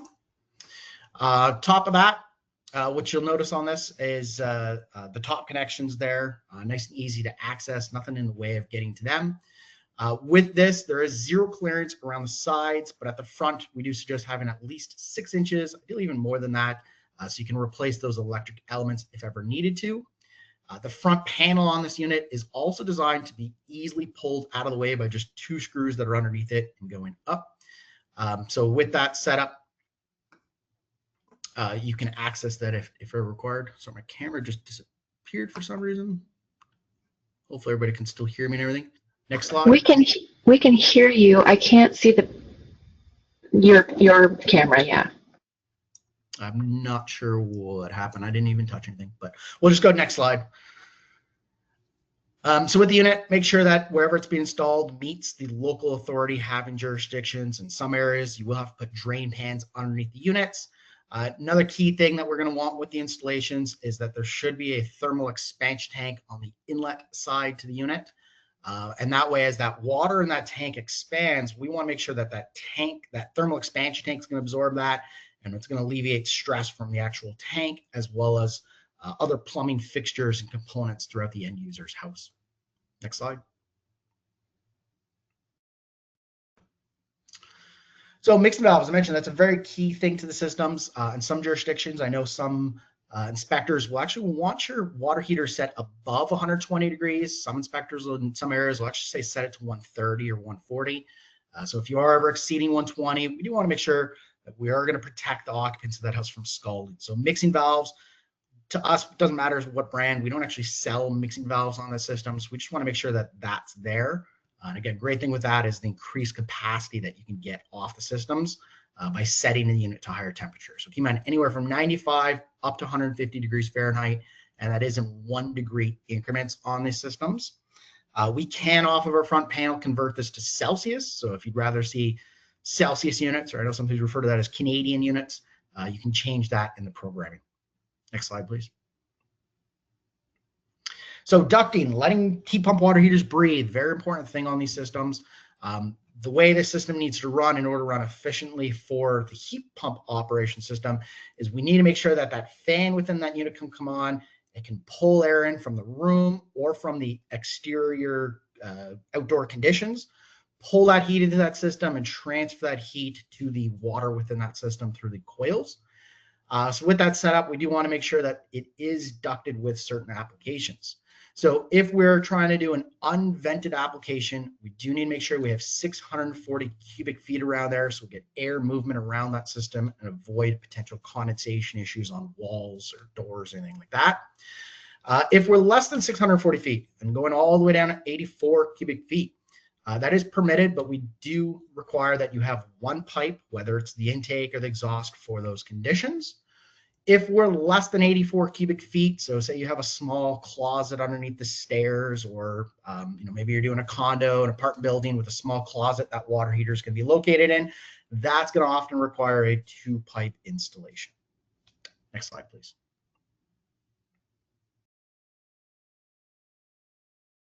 We've tried to make it so that for those applications where it does need to be ducted, it's very easy to duct the system. We do not need to have any accessories for ducting it. We have an 8-inch intake, 8-inch exhaust right off the top, and you can just use standard off-the-shelf components for either reducing down to smaller size diameter pipe all the way down to 5 inches, or just standard 8-inch round pipe right onto that. Great distance capability on the system as well. So you can install this unit just about anywhere in a house and get that ducted outside. Next slide, please. Again, there's an app built into there. We've talked enough about that. Next slide. Next slide. Just going to show you this front panel. So nice front panel here, pretty easy to use. You'll see there's only 6 buttons, so easy to navigate, very intuitive, even if it's your first time using this unit. A couple icons at the top that'll tell you exactly what's going on in there. So, for example, you have the EcoPort enabled. You're going to see that it says demand response right on there. The Wi-Fi is there. You'll see that. If there's an error code, we'll have a wrench, and that screen will actually start flashing red. With the backlit design to that screen, it can be blue if the unit is currently running. So the heat pump kicks in, you'll see it go blue. If you're changing settings on there, it's going to go green. or it's just going to go off. It's in standby mode. We can program schedules in there as well. So if you want the unit to use different modes at different times of day, it's approved. Next slide. Actually, jump 2 ahead, please. We'll go to the next one. So 2 accessories that are coming out next month is going to be the release date of that. One of my quickly mentioned there was the leak sensor with automatic shutoff valve. So we can stop the water from continuing to leak if that does ever occur within the house. We do also have a recirculation pump coming out soon. And that recirculation pump is going to be plugged right back into our unit for additional communication features. So we can very effectively do recirculation for a customer using this accessory. And it's going to run exactly how we want with programming right off of our system. So high efficiency, so we're not always just running a pump on that system. This can also be paired with push buttons.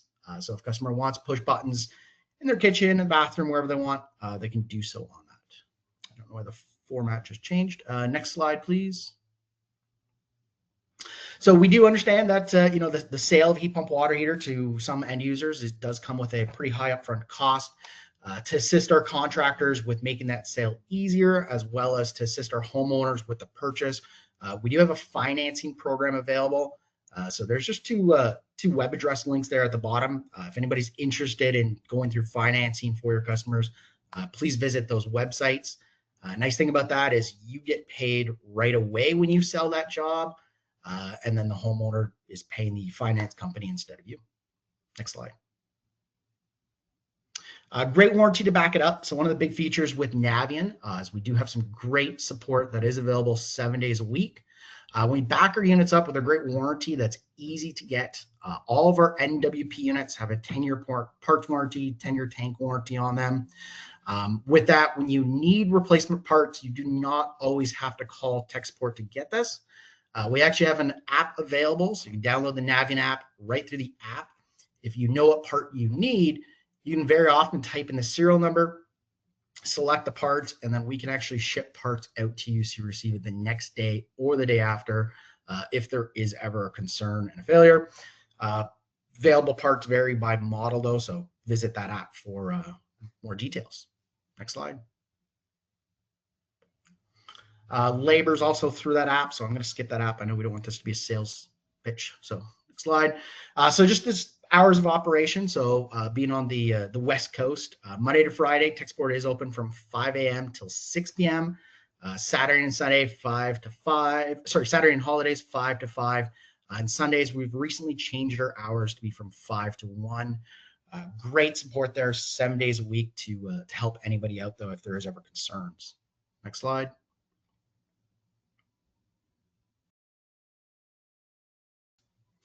And then training. Training is one of the key things that we focus on within our company.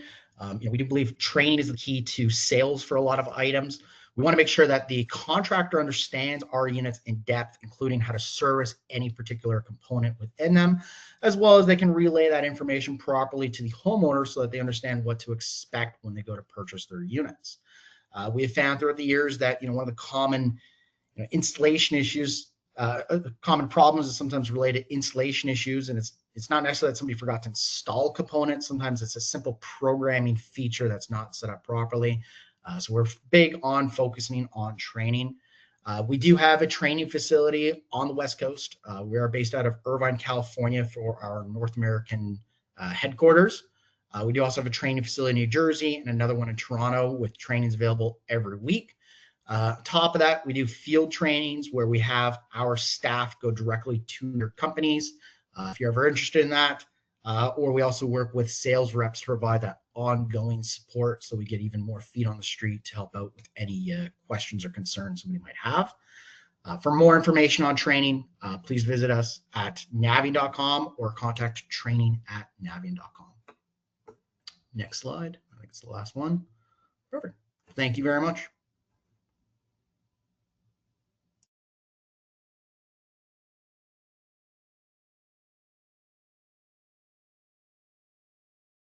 Good morning.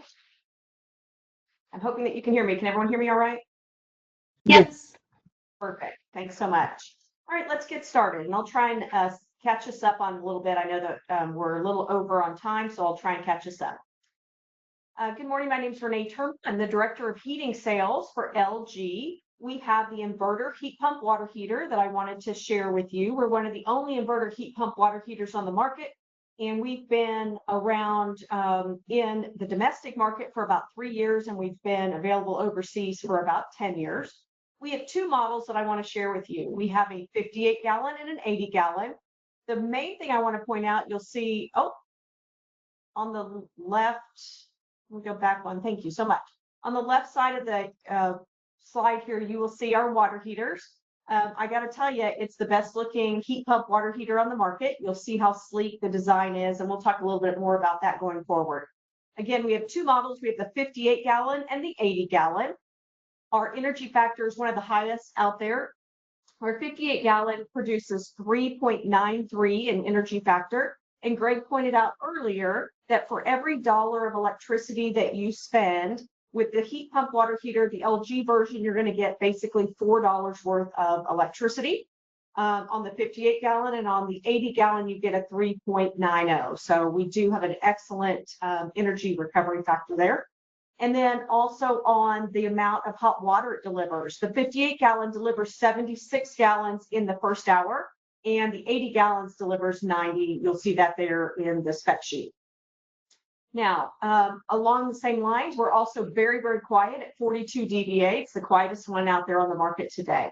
All right, next slide, please.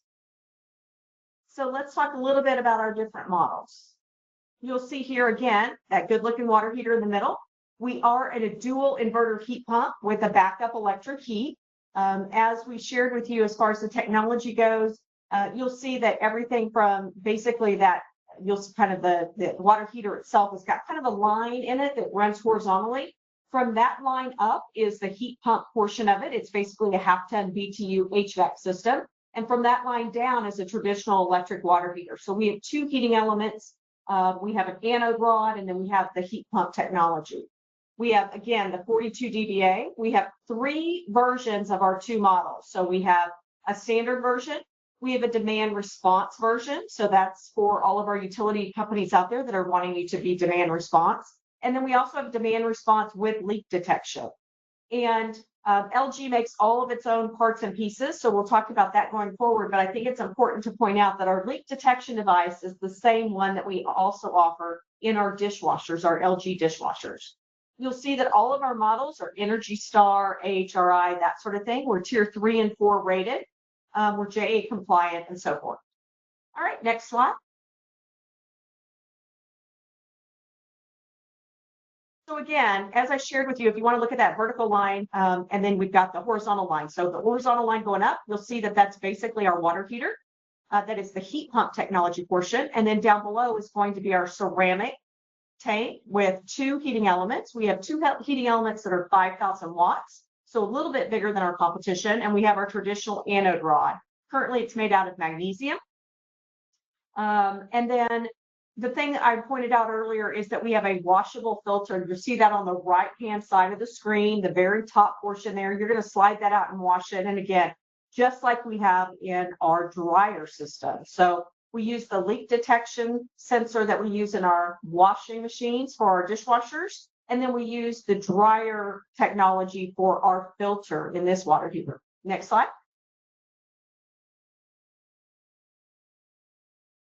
So these are kind of some of the things I think makes us different. We know heat pumps. We have inverter compressor. We have a larger tank than most, low power consumption, energy emergency operation. We have a low noise operation at 42. We have smart controls. It's very reliable. And then we have an outstanding first hour rating. So let's kind of break those down quickly. Let's go to the next slide. So LG knows heat pumps. And what I mean by that is LG has been manufacturing and selling inverter heat pump technology for over 15 years in the United States alone. So the inverter heat pump that we use in our water heater is the same one that we use in our outdoor components for our HVAC systems. And anyone who has an LG HVAC system knows that you can stand in front of that heat pump and have a complete conversation. It's very quiet. It doesn't have that on and off mentality. So it's not loud. It's very quiet. And it's the largest, we're the largest compressor manufacturer globally. So we actually sell our heat pump technology to all the other large manufacturers, Carrier, Trane, Lennox, that sort of thing. The technology that powers our outdoor ductless system also powers our indoor heat pump water heater. Next slide. So let's talk a little bit about the compressor, because again, I think that that's what really sets us above the rest, and that is that we have the inverter heat pump compressor. So a fixed speed compressor, if you want to think about it like a gas pedal, in this instance, I'm showing you running and stopping. A fixed speed compressor is what most of our HVAC systems and water heaters have. They're on and off, stop, go, stop, go. Next slide. Then with our inverter compressor, what you'll see is basically it ramps up to speed and then it smartly controls that speed. So you have a very even running pace in this image, which is why the water heater is so dang quiet, because once it ramps up to speed, then it just kind of modulates at a constant rate. So that's why it's quiet.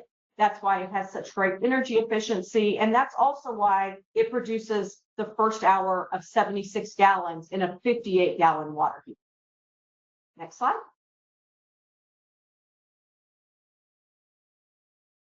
So with this, you will see that in the top right corner, that's kind of that modulation I was telling you about. The stop and go is going to be a traditional compressor, fixed speed. And then the line that ramps up and then modulates down is going to be the inverter compressor. So the conventional goes on and off, whereas the dual inverter heat pump has got dual cylinders and it goes very, very quickly and also very, very quietly. I like to point out here that we do have a 10-year warranty on that compressor. Next slide.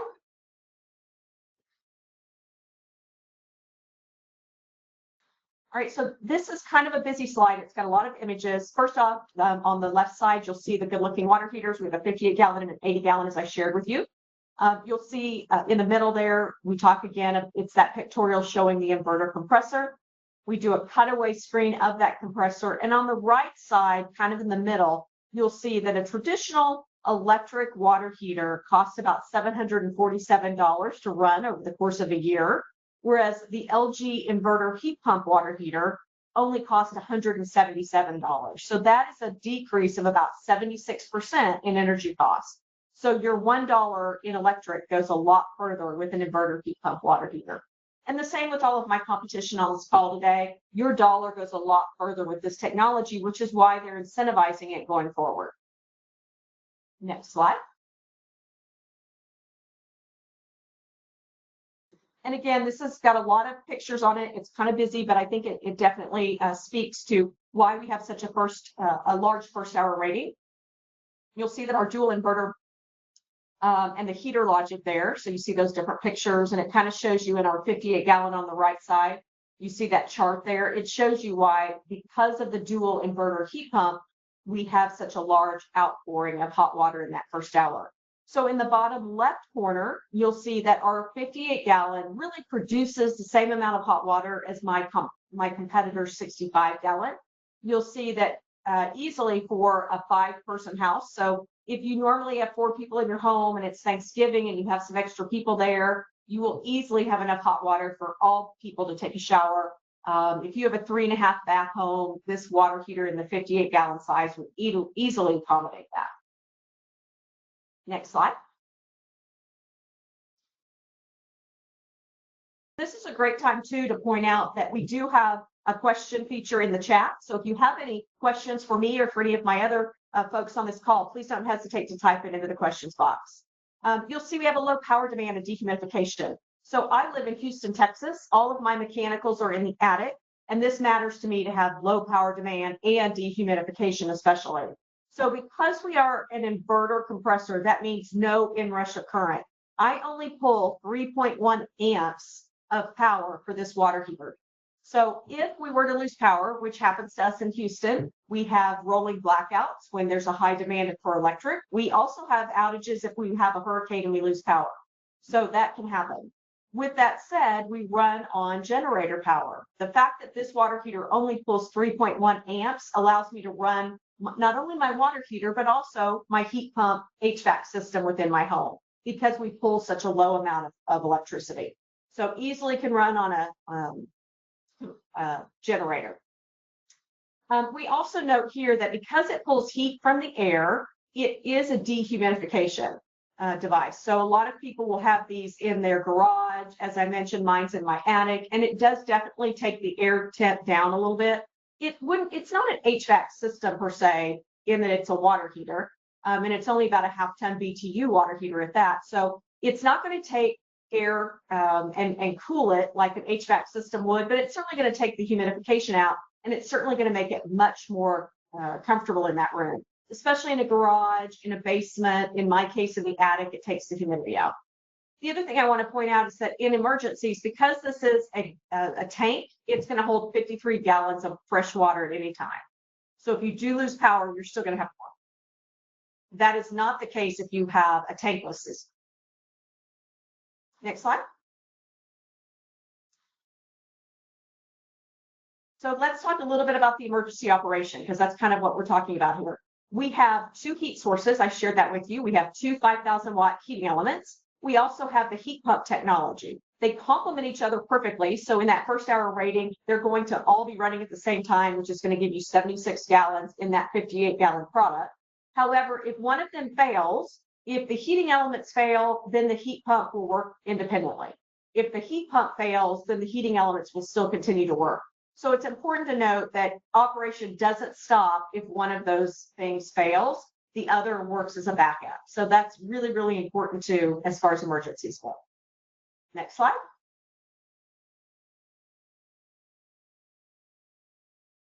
Smart control. So again, as I shared with you, LG makes all of its own parts, its pieces and products. So we share the same app or smart control. LG calls theirs the ThinQ app. And I think it's important to note here that you can set your water heater, and you can also look at your water heater to see how it's performing. We're able to set the ranges between 95 and 140 degrees from our app or our ThinQ product. This same ThinQ app runs your water heater. It'll run your TV, your dishwasher, your washer dryer, those sorts of things. So you can see everything, as well as the energy efficiency and energy usage of these products within your app. So I think that's really strong. In today's world, it seems like we have apps for everything, and so it's nice to have multiple products on one app. The ThinQ app notifies the end user if you need to change the filter, if you need to do any of those things. Next slide.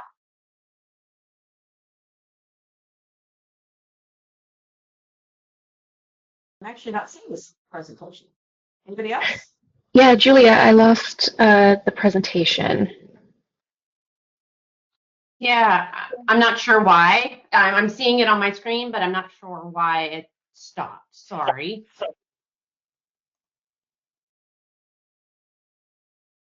Go. It's coming back. Oh, there we go. Sorry about that. Put it into presentation mode. Yeah, I'm seeing this, the presenter notes. Same pictures, just really small. Let's try this again. Sorry. The system's getting tired. Yeah, that could be. Both Matthew and I, our cameras don't work, so maybe it's a go-to thing. Your timer, the time for this account, if you look at the top of the screen, has gone, so they're shutting you down. No, that's not what happens, but it's just a fluke. I think we got it. It's back up, right? Yep, we're back up. Perfect. Thank you, guys. So you'll see here, this is what the actual controls look like on the water heater. And it's important to note that we have 4 different settings. We have the heat pump setting, which I said is the most energy efficient. That's the heat pump only setting. We have turbo mode, which has the heat pump as well as the heating elements going. So that's everything full blast working to heat your water. Auto mode will be something that will determine kind of how you use your water heater over the course of time, and we'll put it into the most energy efficient mode. And then lastly is vacation mode. Vacation mode is something that you could set. Let's say you have a second home and you're not in that home very much and you don't need the water heater producing as much hot water as normal. So you can set for up to 90 days in vacation mode, and it will keep the temperature of the water at about 68 degrees. So obviously it won't freeze, but it also won't overheat the water with no one being there. And again, all of these modes can be done from within the ThinQ app on the phone. Next slide.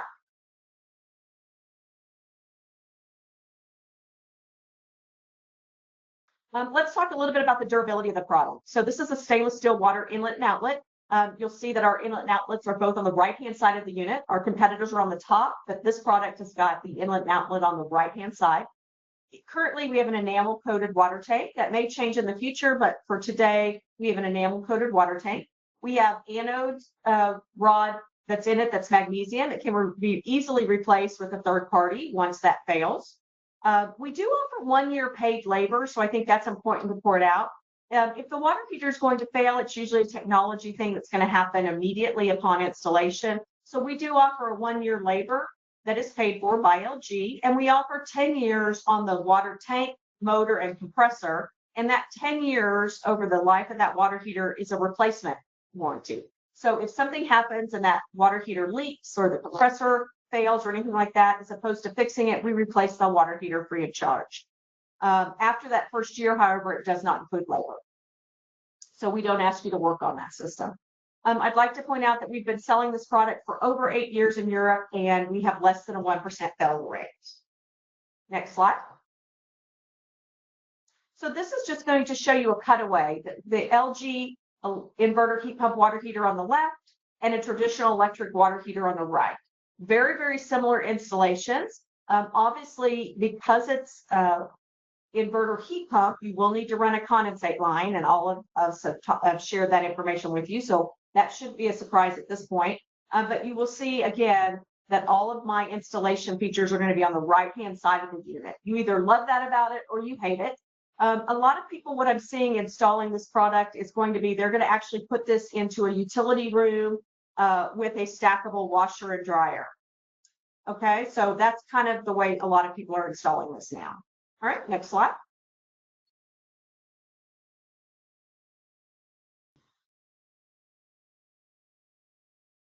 This shows clearances. We asked for about 6 inches all the way around the unit just to allow for airflow and to allow for piping. Slide.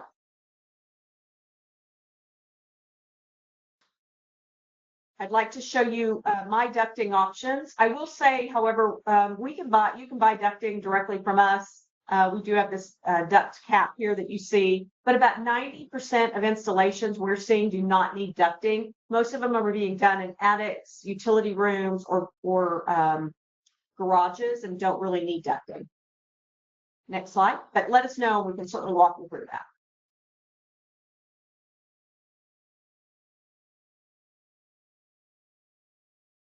So we collaborate with our builders and designers. Reach out to me, and we can certainly help you to do that. These are different installation images you'll see. I just like to see that you can put this product anywhere because it is so good looking. It looks more like an appliance than it does a water heater. Next slide.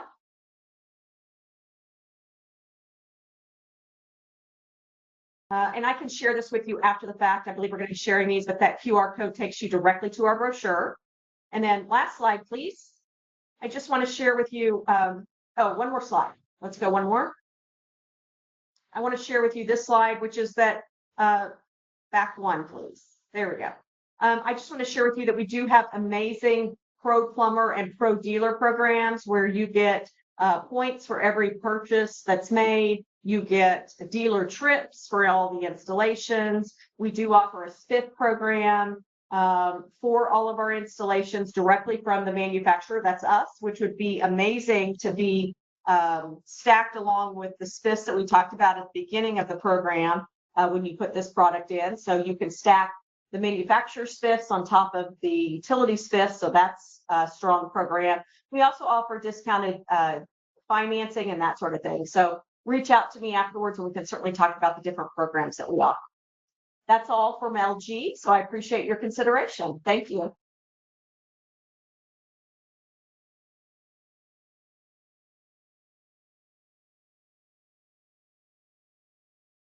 All right, thank you all the presenters, manufacturers. We really appreciate your support and education that you provided today. I want to go into the last bit of our presentation today, talking about the City Light Heat Pump Water Heater marketing campaign. City Light is proud to support your business growth by launching a major heat pump water heater marketing campaign beginning October 15th. It will run for several months. This is a direct-to-consumer campaign reaching more than 200,000 City Light electric heat customers. It will include email newsletters, social media posts, and listings on both the Hot Water Solutions and Energy Star Installer Finder websites. We will also be providing free marketing tools to support your efforts, including promotional postcards and social media graphics. These will be emailed directly to participants and available on the program website. Our goal is to help you generate demand and build awareness for heat pump water heaters in your local markets. Next, we'll talk about the Hot Water Solutions marketing campaign. So in addition to City Light's campaign, Hot Water Solutions has launched their own large-scale regional marketing campaign for heat pump water heaters. Last year, their efforts drove thousands of homeowners across the Northwest to levelupmywaterheater.com, connecting them with local contractors, and they're expecting an even greater engagement this year. If you're not yet listed on the HPWH Installer Finder, this is the perfect time to sign up. It's a great way to get visibility and new customer leads. So you go to this website, you simply fill out their short online form, and if you need help updating your website or have any questions, you can email Hot Water Solutions directly at info@hotwatersolutionsnorthwest.org. Next up, we'll hear from Lene Baldino from City Light, who will share details about additional rebate opportunities and upcoming heat pump water heater events. After that, we will go into our question and answer session. Thank you all for your time today. We're so excited about where this program is headed and the momentum we're building together. Lene? Awesome. Thanks, Lindsay, and thank you to everyone who presented today. My name is Lene Baudino. I work for Seattle City Light's Customer Energy Solutions Department, and I just wanted to jump on here and highlight the fact that we offer a variety of measures for both electrification, lighting, and HVAC measures. So if you have any questions, I do want to highlight two resources we have available. Both our Trade Ally Hub, you can find the QR code here at the bottom right, and our energy advisors, which I've listed their email down at the bottom left. So if you have any questions about any of our programs, any of our incentives, please feel free to reach out to either of these resources. They can help you to figure out which program you are eligible for. Next slide. And last but not least, I also want to highlight two upcoming events. The first one is coming up in just a couple of weeks. It's Heat Pump Water Heater Day. This is not hosted by Seattle City Light, but Megan Kramer, who is the implementer for our midstream HVAC Plus program, will be speaking on the panel about heat pump water heaters, just again emphasizing their benefits. So that's Thursday, October 23rd. And then we have our Trade Ally meet and greet, which is in person, November 13th, which is a Thursday. It's going to be at the Smart Building Center. So please feel free to come by. We are going to have Seattle City Light program managers as well as our energy management analysts there to answer your questions. Just talk to you about your participation in the programs, the measures we offer, measures we might offer in the future. So please come and stop by. And if you are not currently a Trade Ally, please sign up and join us. We'd love to have you. That's everything. Thank you.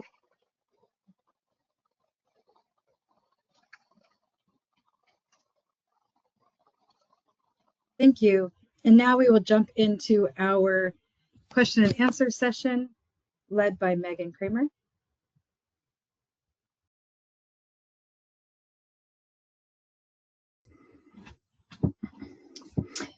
Hello, everyone. Thank you for putting some questions here for the group.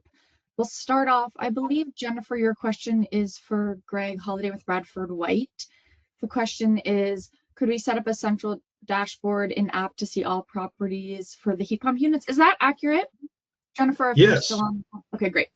Yeah, you actually can have more than one water heater registered to the app. So if a property manager wants to know that apartment 3B has got a problem, they'll show up on their phone. Excellent, thank you. And then for all of the manufacturer reps, the question is regarding the refrigerant types. We did touch on it in the presentation regarding the different refrigerant types. We all know there's a lot going on with refrigerant types. The question is, are any of the manufacturers currently providing heat pump water heaters with more climate-friendly refrigerants.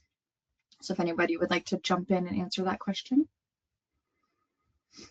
I'll jump in and let you know that LG's product is 134, which is non-flammable.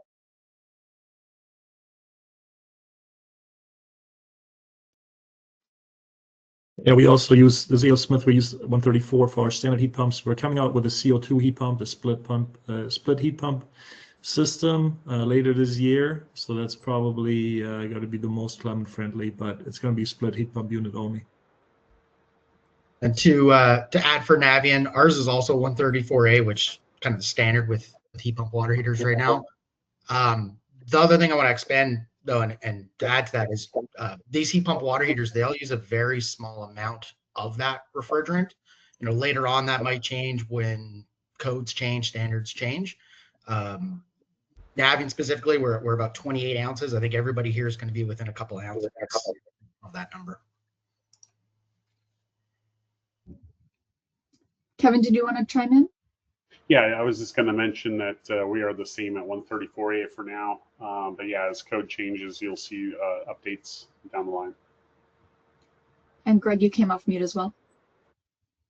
Yeah, we're 134A, and I think some of that, in my opinion, is going to be if the code changes, because you know this is a very responsible refrigerant that's been used for many years in cars and appliances, and yeah, it's and it keeps the cost down on the water heater. Great, thanks for sharing that. And there's a little bit of time too if anyone else on the call wants to continue to type in some questions. Happy to let folks address them. Then the other question is changeover temperature into backup heating mode in terms of allowing folks to. The question is, how many manufacturers allow the user to set the changeover temperature into backup heating mode? None that I know of. That's a proprietary algorithm for a manufacturer that says the heat pump is going to be the primary means of heating. And you got to remember, we submit these for DOE testing. Our algorithm can either help us by giving us a higher efficiency if we hang longer in heat pump, or it can hurt us if we're going for performance, but it's going to be a first hour rating increases or decreases as the heat pump usage comes up and goes down. So it's a balance that every manufacturer maintains to be valid in both of those categories. It's not an HVAC system. So in an HVAC system, right, you can have some settings and you can optimize between whatever your primary heating is and the heat pump. This one is all set up manufacturer direct. Did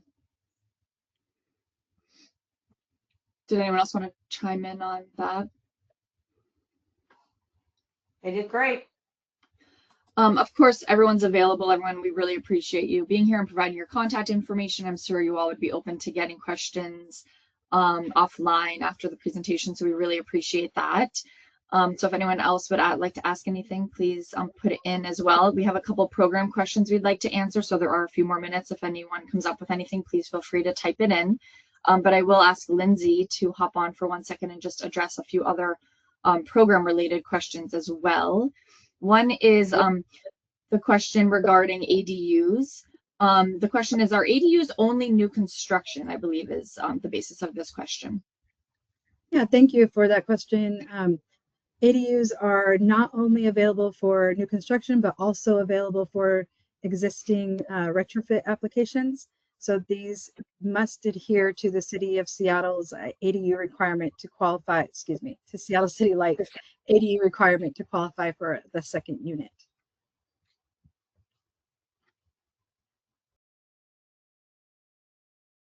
And then the other question is just regarding new construction kind of in general. Is the rebate available for new construction? The rebate available for heat pump water heaters is not available for new construction. It is only available for retrofit. And I believe the second part of that question is will the builder receive the $750 rebate? That is, if the builder is the end-use customer, the building owner, or the homeowner, that is who receives the pass-through rebate of the $750. And then I believe this was covered. Let me ask the audience, if I could, what, with a $750 rebate in the market, What's the obstacle that you see that's the greatest, that's preventing this market from taking off and doing a whole lot more?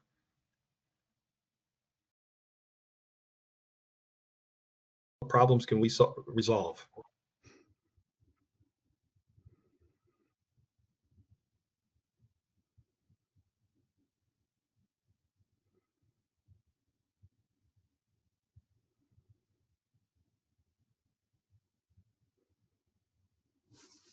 And if you don't want to share that now, we will be able to answer these questions or take your feedback after the presentation.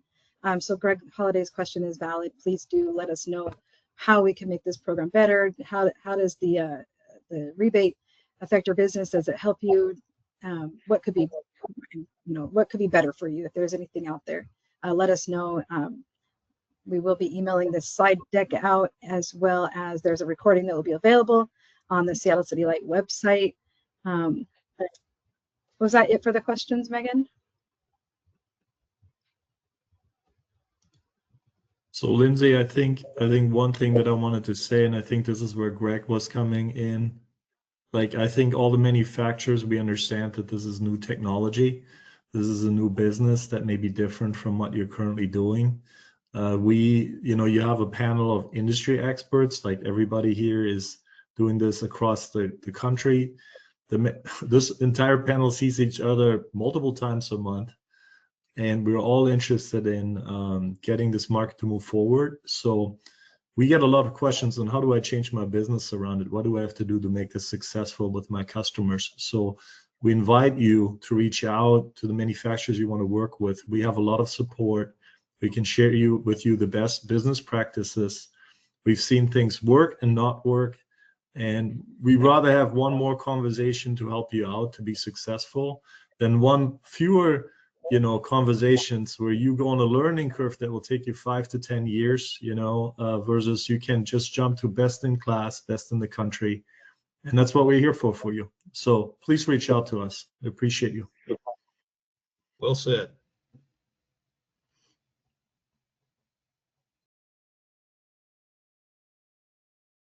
Dmitry Rakov, he mentioned that these are the rebate program and the heat pump water heaters that allow them to be more compatible in the market and to sell more jobs. So thank you for providing that feedback, Dmitry.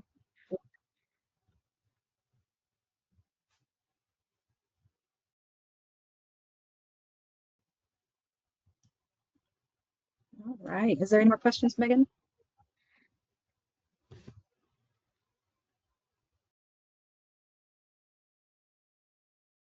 Don't forget about the 2029 that is looming right now. You got 3.5 years to get really good at putting heat pump water heaters in, because you're going to walk into a distributor sometime after May in 2029, and you're going to ask for a 50-gallon or a 65 or an 80-gallon electric water heater for residential use, and they're going to say, we're all out. Heat pump water heaters have replaced them. This is the time for installers to get really good with letting people know about these, proactively replacing water heaters today, so that they've got a bedrock of 3.5 years of customers. So when somebody gets on Facebook and says, I was just told I have to get a heat pump water heater, what is that? You want hands going up everywhere saying, John's Plumbing and HVAC put one in for me 3.5 years ago. It's already paid for itself, and I love it. That's a great point. We also got one more question in the chat from Michael Miranda. Do any of the manufacturers here offer 10-year warranties in multifamily housing, one per unit? Yes. Yeah. I mean, the warranty is on the product itself. You got 10 of them in, they all have a 10-year warranty on them. Yes, exactly right. Right. When you plumb them to multiple things, then it becomes a commercial, and then it converts to a 3-year warranty for us. Yep. Yeah. For Navient, as long as it's serving one family, one dwelling, then it's 10 years. So an apartment with water heaters in each individual apartment, serving just like they replaced, would all have 10-year warranties on them. Yep. That's correct. That's a NIA requirement too, so that's certainly up in that territory.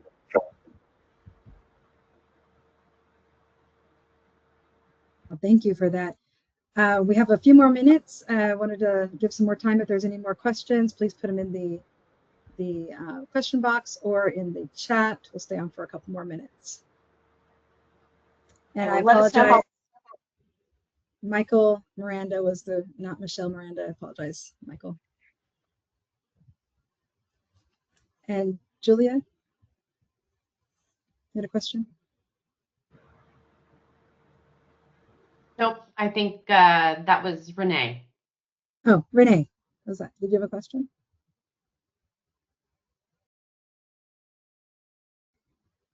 All right.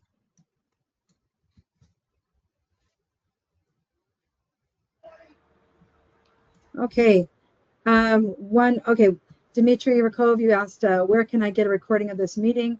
This will be provided on the Seattle City Light website, as well as we will send out a follow-up email to all attendees today, letting them know or sharing the slides, and then also some more resources and to all the information that we've shared today. There will be links and then also we can.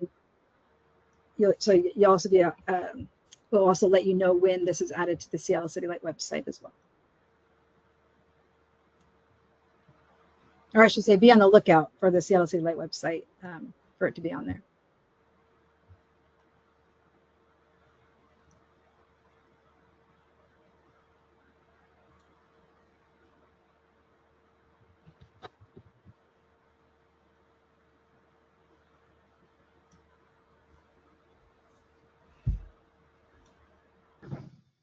Is that a wrap? All right, well, that's it. We're going to go ahead and wrap this up. Thank you so much for attending this presentation today. Again, thank you to all of our manufacturers here. We really appreciate all that you do to support heat pump water heaters. We're here to support you. We want to work together, partner, collaborate, however it is to make this system and this process a lot easier for you. And again, please do reach out to the individual manufacturers if you have any questions about their product. Thank you for joining, and I hope you all have a rest of your week is amazing. Thanks, everyone. Thank you very much for taking your time to be here today. We really appreciate it.